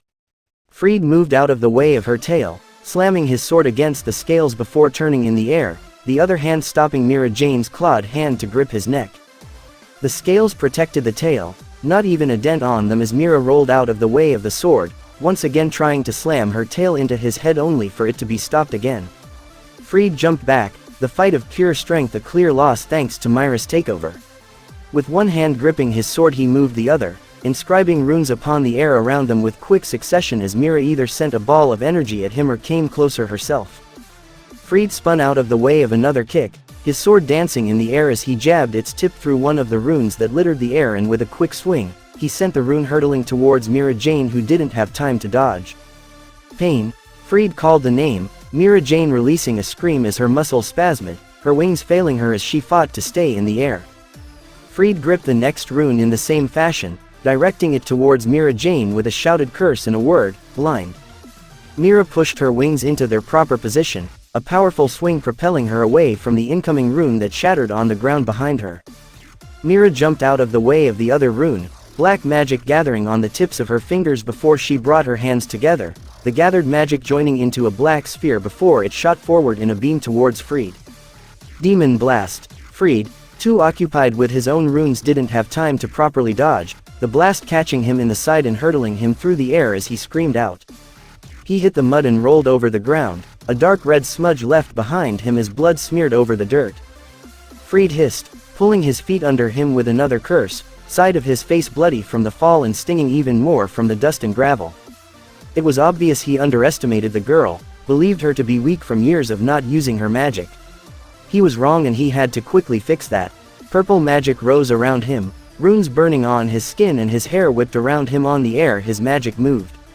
Mira landed in front of him, one hand already holding another black ball of energy and the other flexed and ready to strike. He looked at her, runes that covered his body centered around his right eye, black with darkness magic. Dark Acature. Darkness. Fried's form twisted, demonic features replacing his sharp face. Fried flexed his clawed fingers, inspecting his ebony skin for a brief moment. He took a breath and looked up, mismatched eyes staring at Mira, whose eyes widened in shock, mouth hanging open in an unexpected surprise. What is this? Mira stumbled over her own words, forcefully composing herself as she closed her mouth and shook her head. Fried shrugged. I would have been surprised if you saw this before, considering I used this spell only as a last resort and never before in front of anyone in the guild but Ragenshu. Mira's eyes narrowed, her wings spreading wide behind her. It won't help you. You'll still lose. That is your opinion. That is the fact. Mira growled before lunching up at him, finding much to her chagrin the difference in strength was no more. The deadly dance lead them over the sky and ground, one kick missing only for the other to connect as magic as dark as night danced around them, black and purple rising and falling like fire. Mira jumped back, another spell narrowly missing her, and she whipped the blood that seeped into her eye from the cut above her eyebrow. Fried stared at her, one hand pressed against 4 deep lines in his stomach that were a result of her claws. A second passed, neither moving. Another. Fried growled, bringing his hands together, and Mira quickly followed, their magic raising for one final attack. Darkness Breath. Soul Extinction. Their yells came out in union, attack swirling from their outstretched hands in a harmony of chaos and destruction, raising ground before them and twisting air around. The explosion blinded them, raising dust and smoke around them. Fried hit the ground first, once again his human self, smoke rising from his pale skin covered in dust and ash. The ground darkened around him, his blood soaking it. Cuts littered his body from the fight, a large part of his skin on his right side missing from the last attack. Mira landed in front of him, a heavy sigh escaping her lips as she kneeled down, no sign of the last attack showing on her injured persona. She looked Fried over, her face a mixture of anger and concern as her Satan soul dispersed, her tattered clothes quickly mending. Another heavy sigh left her lips as she stood up and turned around, moving slowly, with calculated steps towards Elfman and Kana. Winner. Mira Jane. The runes disappeared, shattering on the ground like glass. Finally, Gajiel cried out, rushing out of the guild before anyone could stop him. Wendy jumped in her happiness, a cheer leaving her lips, and Makarov and Levy soon joined. Natsu smirked behind them, a pleased look crossing his face as his eyes focused on the town before them. Wendy tugged his arm, dragging him towards the door's first few steps. Come on, let's go. Natsu moved after her as she ran out, Makarov voice stopping him in his advance. Natsu, could you come with me for a moment? There is still Thunder Palace to get rid of. Natsu nodded in understanding, moving with Makarov as he walked in front of him towards the balcony. Natsu followed Makarov, his steps measured, and if the master noticed he was slower than usual he didn't comment. His lungs felt like they were punctured, never quite able to draw in a full breath, and it hurt. It hurt to breathe, and for a few moments as they finally reached the top of the stairs, Natsu had to calm the vertigo that almost threw him into the ground. Makarov looked behind him, a worried frown as the Dragon Slayer stopped right at the end of the stairs, hand gripping the railing until his knuckles turned white, but that was any true indication anything was wrong. Makarov had been worried from the start of this whole nightmare, to be honest, about the guild, about Laxus and everything else, but also about Natsu, whose magic has been churning around him like a heavy cloak, no doubt wreaking havoc in his body, something that now started becoming increasingly obvious. "Did you try shooting one of the lacrimas down?" Levi asked. Walking around Natsu after spearing him a confused and worried glance, he waved away, and the Dragon Slayer walked behind Levi, one hand briefly rubbing his throat. Biska made a point to ignore the odd behavior of the Dragon Slayer, turning to look at the sky. "I didn't," she said finally. "I wanted to wait for the runes to come down. I wasn't sure my bullet would even go through them." "It wouldn't," Natsu muttered, walking next to her where she sat on the edge, a sniper gripped in her hands. Makarov nodded in agreement, looking up at the sky, hovering horrors. "And I wouldn't be surprised Laxus put some safety measures as well.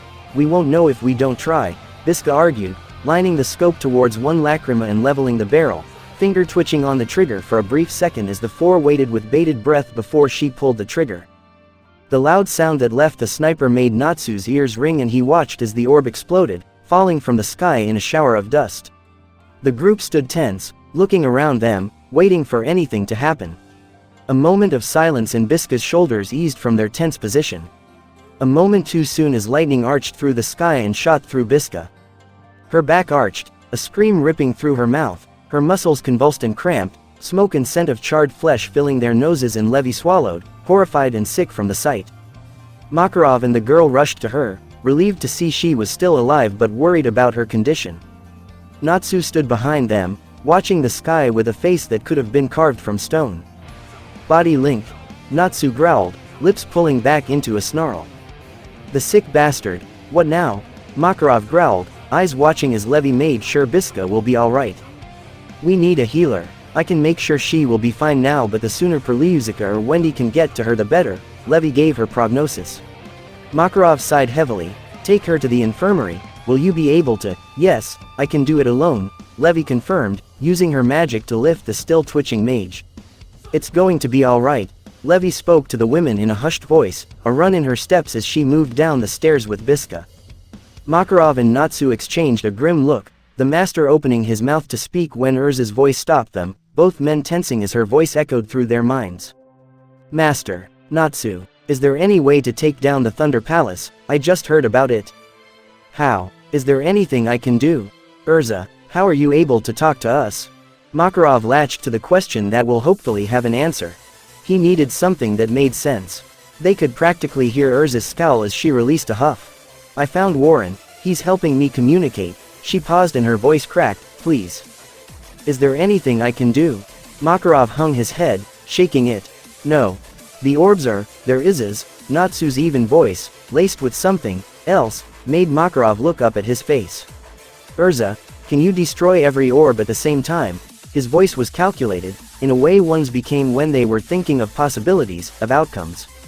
The way one's voice sounded when there was something bad about to happen but unavoidable. "Are you crazy?" Makarov demanded. "That would kill her." "I'm doing it," Erza responded before Natsu could. "What?" Makarov growled out. "No, you're not. I forbid you to do it." Natsu glanced at him sideways, one eyebrow raised in question, but Makarov wasn't sure if it was because of him or because of Erza's easy acceptance. "Tell me when you want me to do it, Natsu. I won't flinch." Makarov blinked, confused, and fairly alarmed by what obviously was a far more important conversation that he missed. Natsu on the other hand smirked, the twitch in his lips lacking any true amusement as he started concentrating his magic. "Is that an apology?" Natsu wondered, a spark of magic dancing across his skin. Erza huffed, her eyes turning to the sky as swords formed above her, the steel dress of her heaven's wheel armor shining in the waning light of the day. "It is if you accept it." Natsu shook his head, ignoring her as he felt the skin peel off of the muscles underneath his other eye. "Let's take them down." Erza stayed silent, thinking back to Laxus' smug face as he told her of the Thunder Palace. "He thinks he's won already." Erza's frown deepened, her concentration turning to the swords appearing around her, her own anger fueling her adrenaline and her speed in creating them. The anger shadowed the worry. She knew Gray was there, facing Laxus alone, and it did not sit right with her.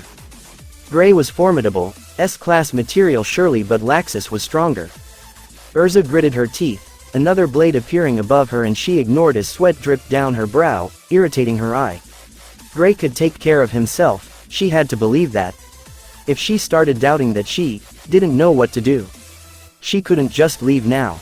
She narrowed her eyes, looking towards the direction of the guild hall, knowing Natsu was there, concentrating at the task at hand, concentrating on making sure she lived after this.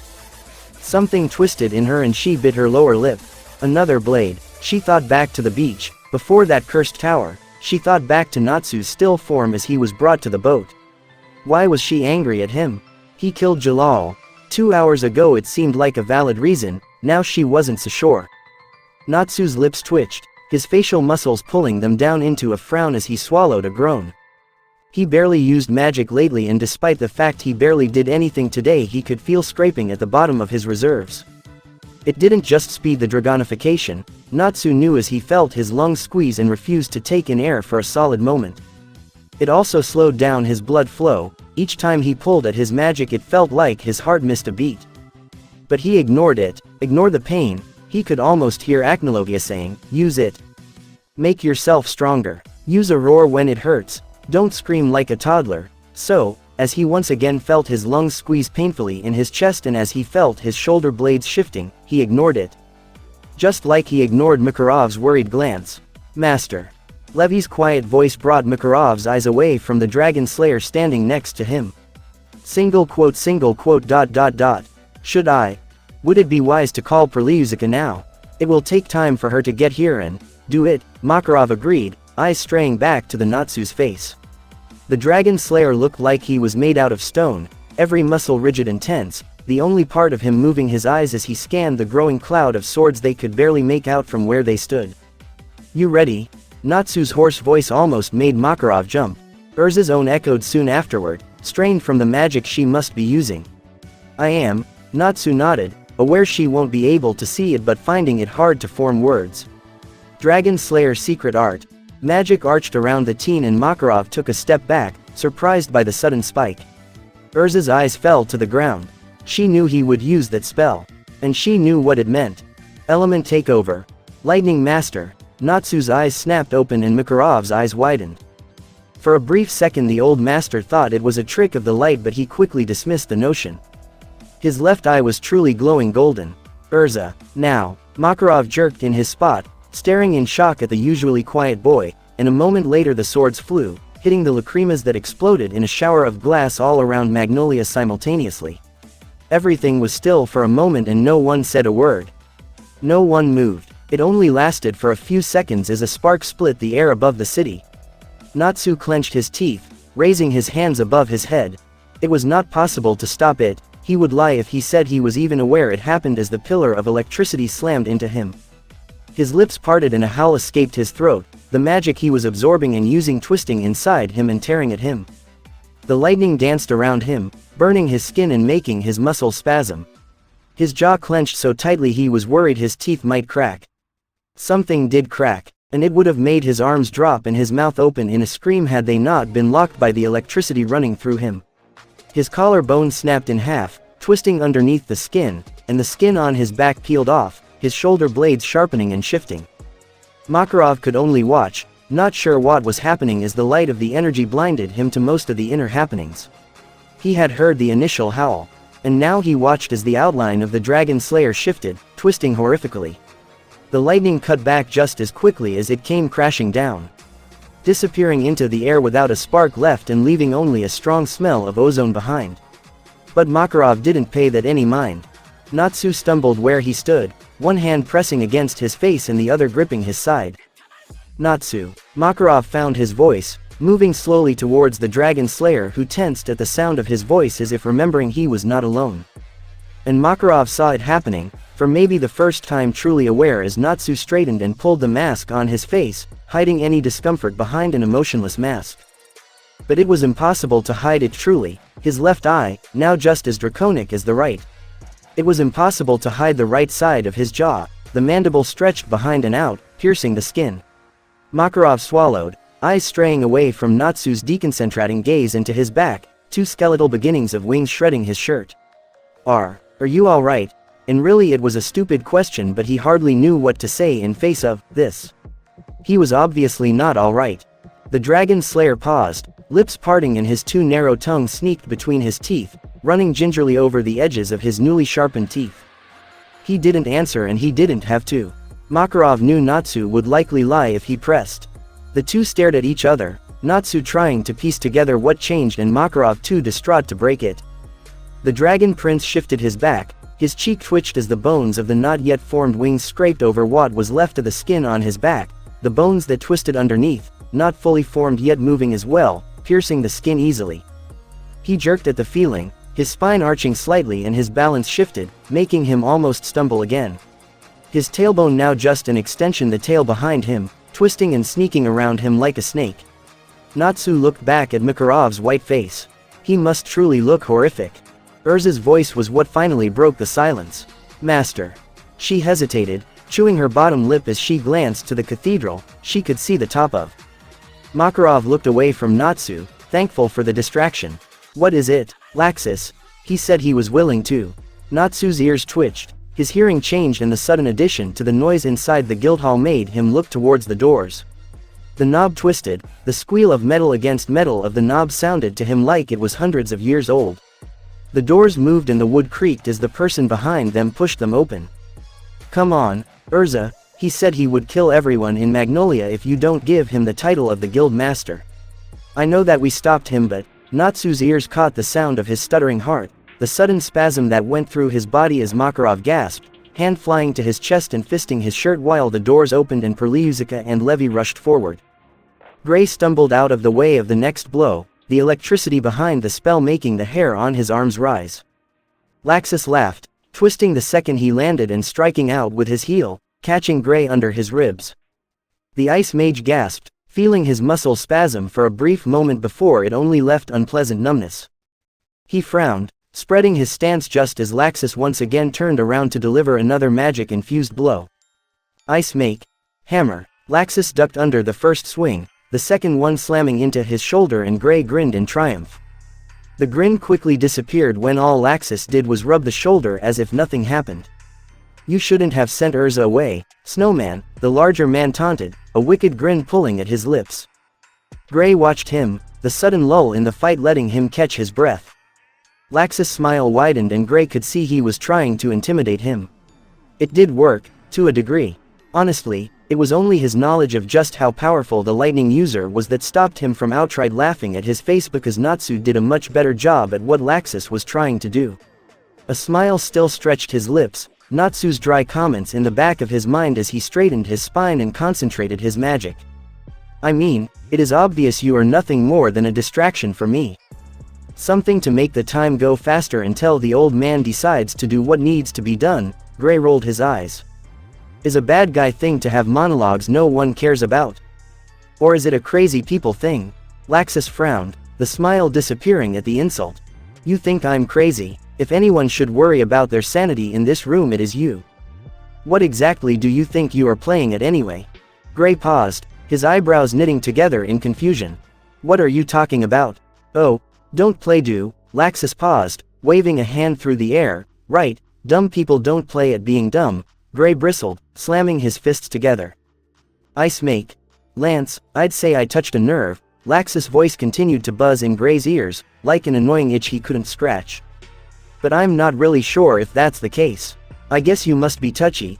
Laxus appeared in front of the ice mage, hand already raised to strike, and Gray barely had time to duck underneath the fist. His face already coming towards Laxus' knee.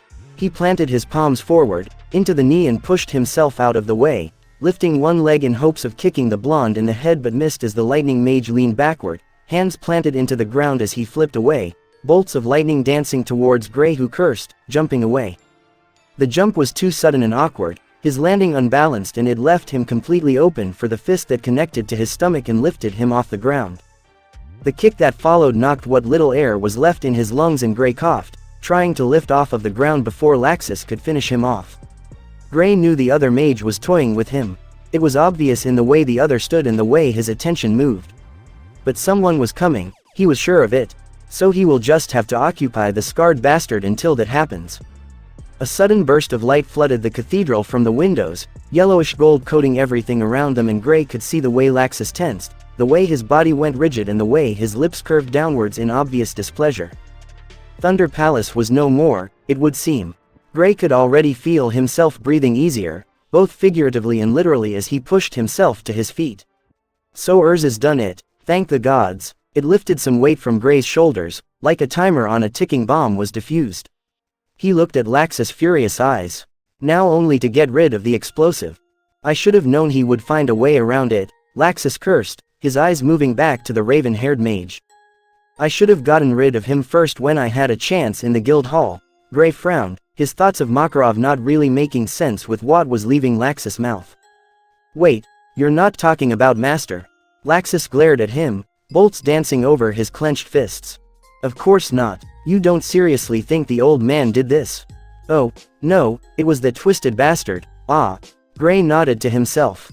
Natsu.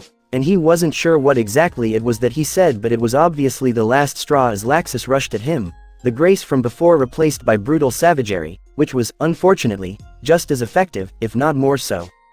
The first kick would have sent him flying again had the older mage not grabbed his hair and yanked his head down, Gray's nose bursting in a shower of blood when it connected to the knee. Laxus' fingers dug into his shoulder and Gray cried out, muscles twisting under the high voltage. He scrambled in the hold, half of his body unresponsive and twitchy, and he pressed his around Laxus' throat, barely able to send the jolt of magic before the lightning mage sent him flying into the wall of the cathedral. The assaulting mage cursed again, rubbing the quickly purpling throat and brushing away the ice crystals and the beginning of frostbite as best as he could. Natsu, Natsu, Natsu, Laxus finally screamed, stalking towards Gray, who struggled to rise. It's always about him. I will show you and everyone else I am stronger than him. He calls himself Kira. Well, so can I. Raging bolt. Gray's eyes widened as the yellow light of Laxus' magic filled his vision, rushing towards him and in a second swallowing him whole. Laxus stared at the spot where Gray used to be, a bit surprised. The only thing left behind was charged marble and smoke. Ha! A small chuckle escaped his lips, eyes moving over the empty marble. Another chuckle that soon turned into laughter. You think you can stop me, fairy tale?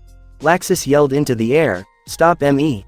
See what happens when you try to stop me. This happens. There not even ashes left behind.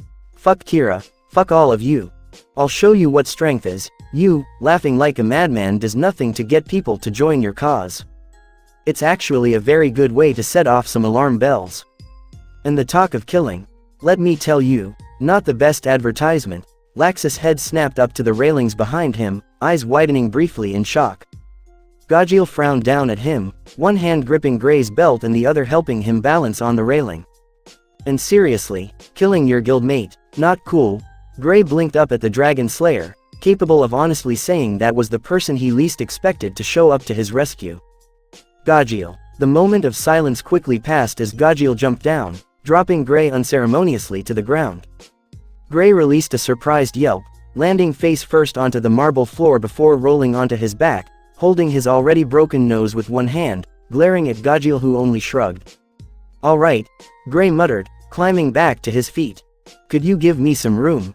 I'm in the middle of something here, the Ice Mage told the Dragon Slayer, hands rising once more, reading for the fight that would soon pick up speed again if Laxus' positively murderous look was any indication. Gajil raised an eyebrow at him, an unimpressed humph leaving his mouth. Getting your ass the same color as your hair. Gray pursed his lips, lifting his nose. I was perfectly capable of dodging that last attack, just so you know it. Gajil smirked, that wheezing chuckle leaving his lips as he looked at Laxus from head to toe. I didn't say anything. You are over-explaining, which usually means you're lying. Gray turned away from Laxus, facing Gajil fully and giving him his best glare. The guy might have saved his ass, sure, but that doesn't mean Gray didn't like his ego and misplaced pride damaged. I didn't peg you for a psychiatrist. Don't you think it's ironic to try and help the guild you tried to destroy? Not even a month ago. It was almost a month ago. Not really making your case any better. The marble cracked like a gunshot and the two arguing teens jumped into the air, only their reflexes saving them from the arching lightning dancing over the floor where they just stood. "You think you can ignore me?" Laxus growled, his body turning into the arching bolt of his magic as he rushed at Gajiel, slamming a hand into the teen's chest and receiving a knee into his hip in return. Gajiel coughed, rubbing at the aching spot, a smug grin on his face despite it as he watched Laxus curse and twist away, ducking under Gray's spell and sending another bolt of his own. "Do you really think even the two of you together can do anything?" Laxus snarled. Gray twisted out of the way of the spell, coming closer to Gajiel, who crouched down before pushing himself towards the lightning mage. Iron Dragon's club. Laxus bent his torso out of the way, hand shooting out as Gajiel passed him and grabbing the iron user's outstretched hand much to his surprise. With a furious yell he spun in spot and sent the black-haired mage flying into the wall. Gajiel cursed as he crumpled to the ground, pulling himself up gingerly, fairly certain several ribs were bruised if not broken. "Gajiel," Gray called out, moving away from Laxus who advanced towards him. "I'm fine," the Dragon Slayer said, grimacing again before he looked at where Laxus is. "Gray," he called back, half surprised when he realized the ice user understood him even before he explained. The ice mage twisted out of the way of Laxus' next spell, his hands already clasped together. Ice Make. Iron Dragons, Cannon. Roar. The attack hit the lightning user directly and Gray almost sank to the ground in relief. It must be over. Laxus couldn't possibly still be. Maniacal laughter brought his thoughts to a grinding halt and he could hear Gajiel groaning even while he cursed. Laxus' blonde head came into view as the dust cleared, the lightning user bent over as he laughed. "Did you think that would be enough?" He looked at them, laughter dying down and replaced by a too-wide smile. "How naive, and you Gajiel." He turned to the former Phantom Lord Mage. "You call yourself a Dragon Slayer? Disgrace." Magic was once again rising around the mage and Gray couldn't help but shake his head in disbelief. Did his reserves have no end? His muscles bulged under his shirt, lightning dancing around him. "I never told the old man about this," Laxus told them, his tone almost conspiratorial. "I don't like his speeches." Gajiel picked it up before Gray and he was already stumbling back and away from the other mage. "You can't be serious." Laxus grinned. "Oh, but I am. Deadly serious." Gray realized what was happening far too late. Lightning Dragon's roar. Neither of the two had enough time to dodge, far too exhausted and surprised to truly put the effort in behind moving. The roar washed over them like a tornado, the size of it almost matching Natsu's.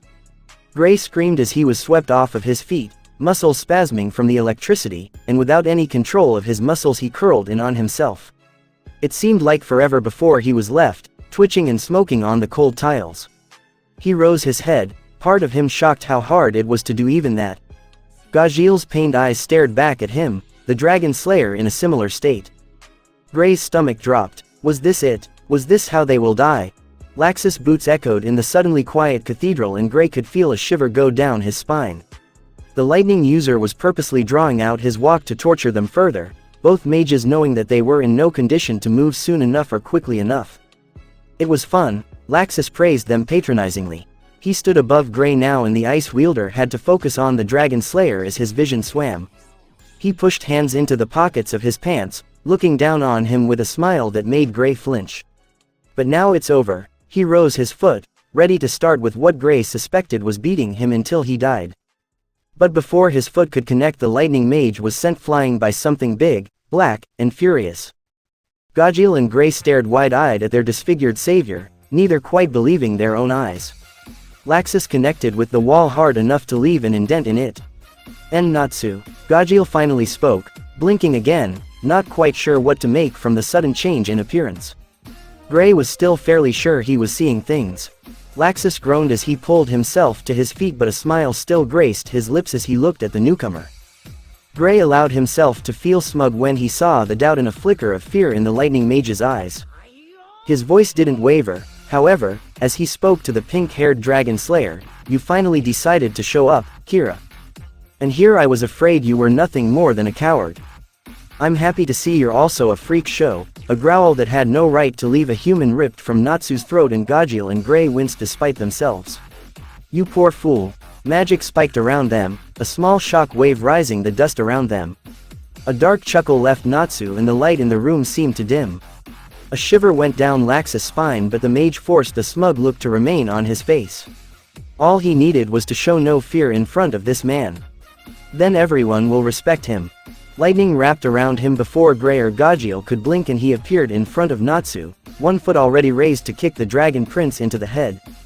Natsu's hand shot up just as quickly, fingers wrapping around the black pants and holding onto it like a vice.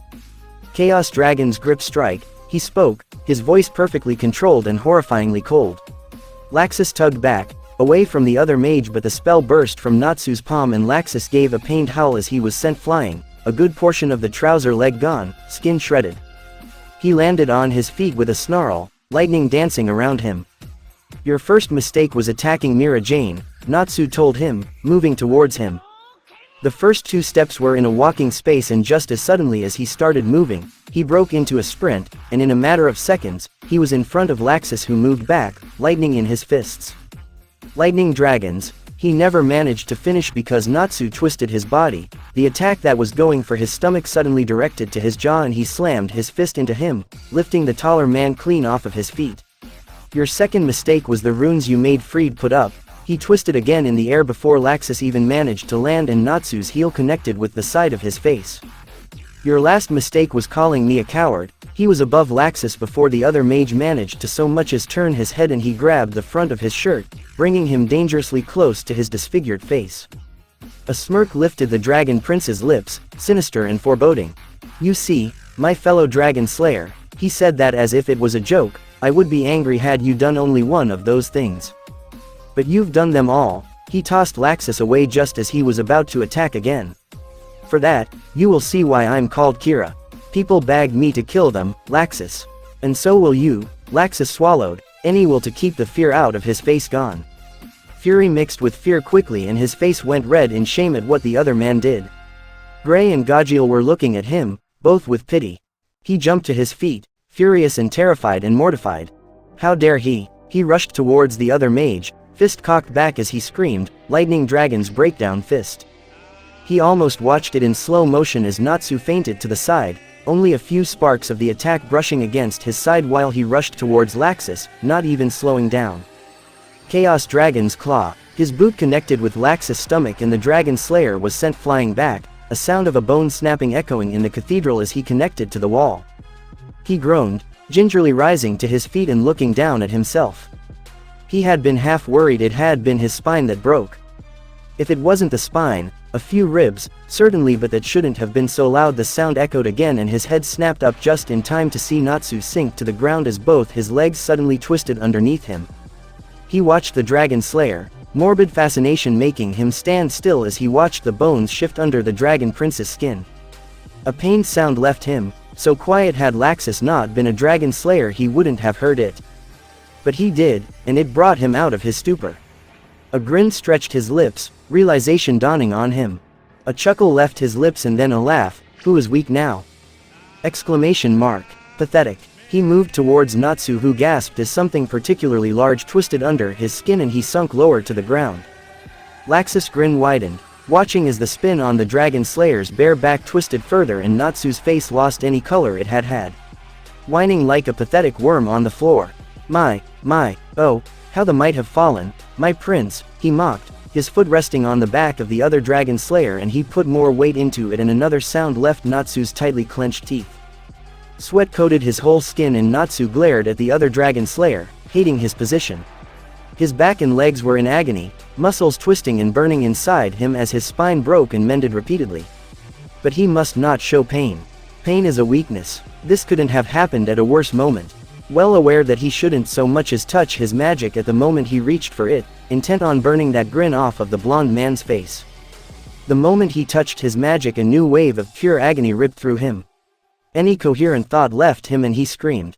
A blood-curdling scream leaving him as something inside him liquefied, and he gasped for breath that wouldn't come, and his stomach twisted and he retched, parts of some organ dropping into a pool of blood that was mixed with what was left of his stomach. And above him, Laxus laughed. A peal of laughter that suddenly stopped, but all Natsu could focus on was gasping for breath and air that still refused to enter his lungs, and he started wondering if his lungs were even there anymore. Gajiel retreated his iron hand after he had managed to slam the other Slayer away, wide-eyed as he looked back at Natsu. Gray kneeled beside him, hands hovering uncertainly. Is there anything I can do? Natsu looked at him where he had curled up on the floor without even realizing, gasping for air. "You can't breathe," Gray gasped, and he grimaced at the small nod he received in response. You try to get yourself sorted out. We'll get Laxus away." An odd look crossed Natsu's still sharp eyes, and Gray couldn't even imagine what kind of strength would be needed to look this lucid after puking one's guts out. "Get out of my way," Laxus demanded as Gajeel once again jumped in front of him. Gray looked one last time at Natsu, nodding to him before he rushed to help Gajeel. Everyone here knew what Dragonification was. Laxus had no intention to wait until it finished, because it will happen soon judging by the rising magic around them. But even injured as they were, Gajeel and Gray were more than capable of keeping him away long enough for Natsu to get back on his feet, in whatever form that was. They had to believe that they could do it. Gray's face remained grim as he slammed his fist into Laxus's stomach, only for the other mage to retaliate and break his jaw with his own fist. He jumped back, spitting blood that gathered in his mouth after he had bit his tongue. "Not happening," Gray hissed at the lightning mage. "Sorry." "Wait, not sorry at all. He might act like a heartless bastard most of the time, but that guy saved my ass more time than I can count. He's a friend, and friends don't just abandon each other," Gray continued, "as a fairy tale wizard that means something, and I thought you would understand, but seeing you now. You're obviously not a member of fairy tale, you're not getting close." Gajeel was nodding in agreement to Gray's words, snarling at the other man. "You'll get to Souleater over our dead bodies." Natsu stared at them, wide-eyed and in disbelief. Why would they risk so much for me? For the same reason he would do the same." Laxus snarled at them, moving towards them. "So be it. What do you know about anything? You're naive, stupid children. The world doesn't work on the power of friendship." His fist connected with Gajeel's head before the iron user could dodge, and lightning sparked between his fingers, and Gajeel was sent flying with a scream. He landed a foot from Natsu, who was coughing out blood but apparently was breathing again. "Ugh." Gajeel groaned before he turned to Natsu. You okay, Souleater?" Natsu gave him a dry look, quite the accomplishment considering half of his face was covered in blood. "Right, sorry I asked," Gajeel said as he climbed to his feet. "Stop." They all turned to look at Levi, standing in the doorway of the cathedral, gasping for air after obviously sprinting here.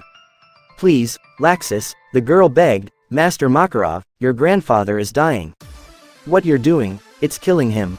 Stunned silence met her words, broken by laughter, and three pairs of eyes looked at Laxus in horror while Natsu's eyes narrowed in a rage.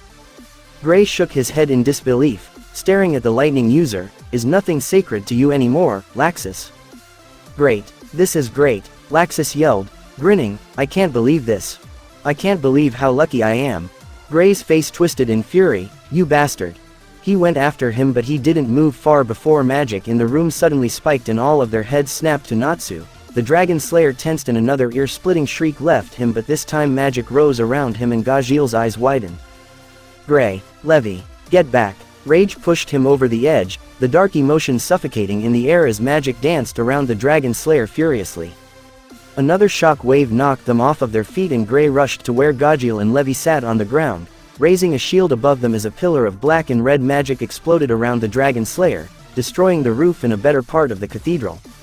Natsu disappeared in the tornado of energy, and they could only watch as his outline grew bigger, limbs shifting and twisting. Wings suddenly spread through the pillar, large and black, covered in feathers, and two large eyes, each larger than a human, red as blood, opened, glowing from within the swirling magic. What was left of people in the street scattered, screaming. The three mages cowering beneath the ice shield could only watch in mute horror as the two eyes fixed on the lone figure sitting on the ground in front of him. Laxus stared back, completely and utterly terrified to the point that he could not move. Just watch as the two bloodthirsty eyes stared back at him, and from the pillar shoot a clawed foot, moving towards Laxus impossibly fast for something so big. The Dragon Slayer barely dodged, and the attack that should have killed him left instead of three deep gashes across his stomach and chest. Just as suddenly as it appeared, the magic swirling in the air disappeared, and the creature before them stood in plain sight, jaw opening widely, and an ear-splitting roar left the black-scaled throat. Every window in Magnolia shattered at the sound, and Gray would have sworn that the ground shook at that moment as Natsu's form, hauntingly similar to Acnologia, the same in all but size and color, smaller and red instead of blue, stretched its wings to their full length, and Gray felt as if he covered half of the city with them. And Natsu, he whispered, and his response was another roar. Laxus. It was Natsu's voice, but it was so wrong and furious and terrifying that even the bravest men would cower underneath it. You will pay for everything you have done here today. Thanks for watching. I hope you enjoyed. The next part will be out soon.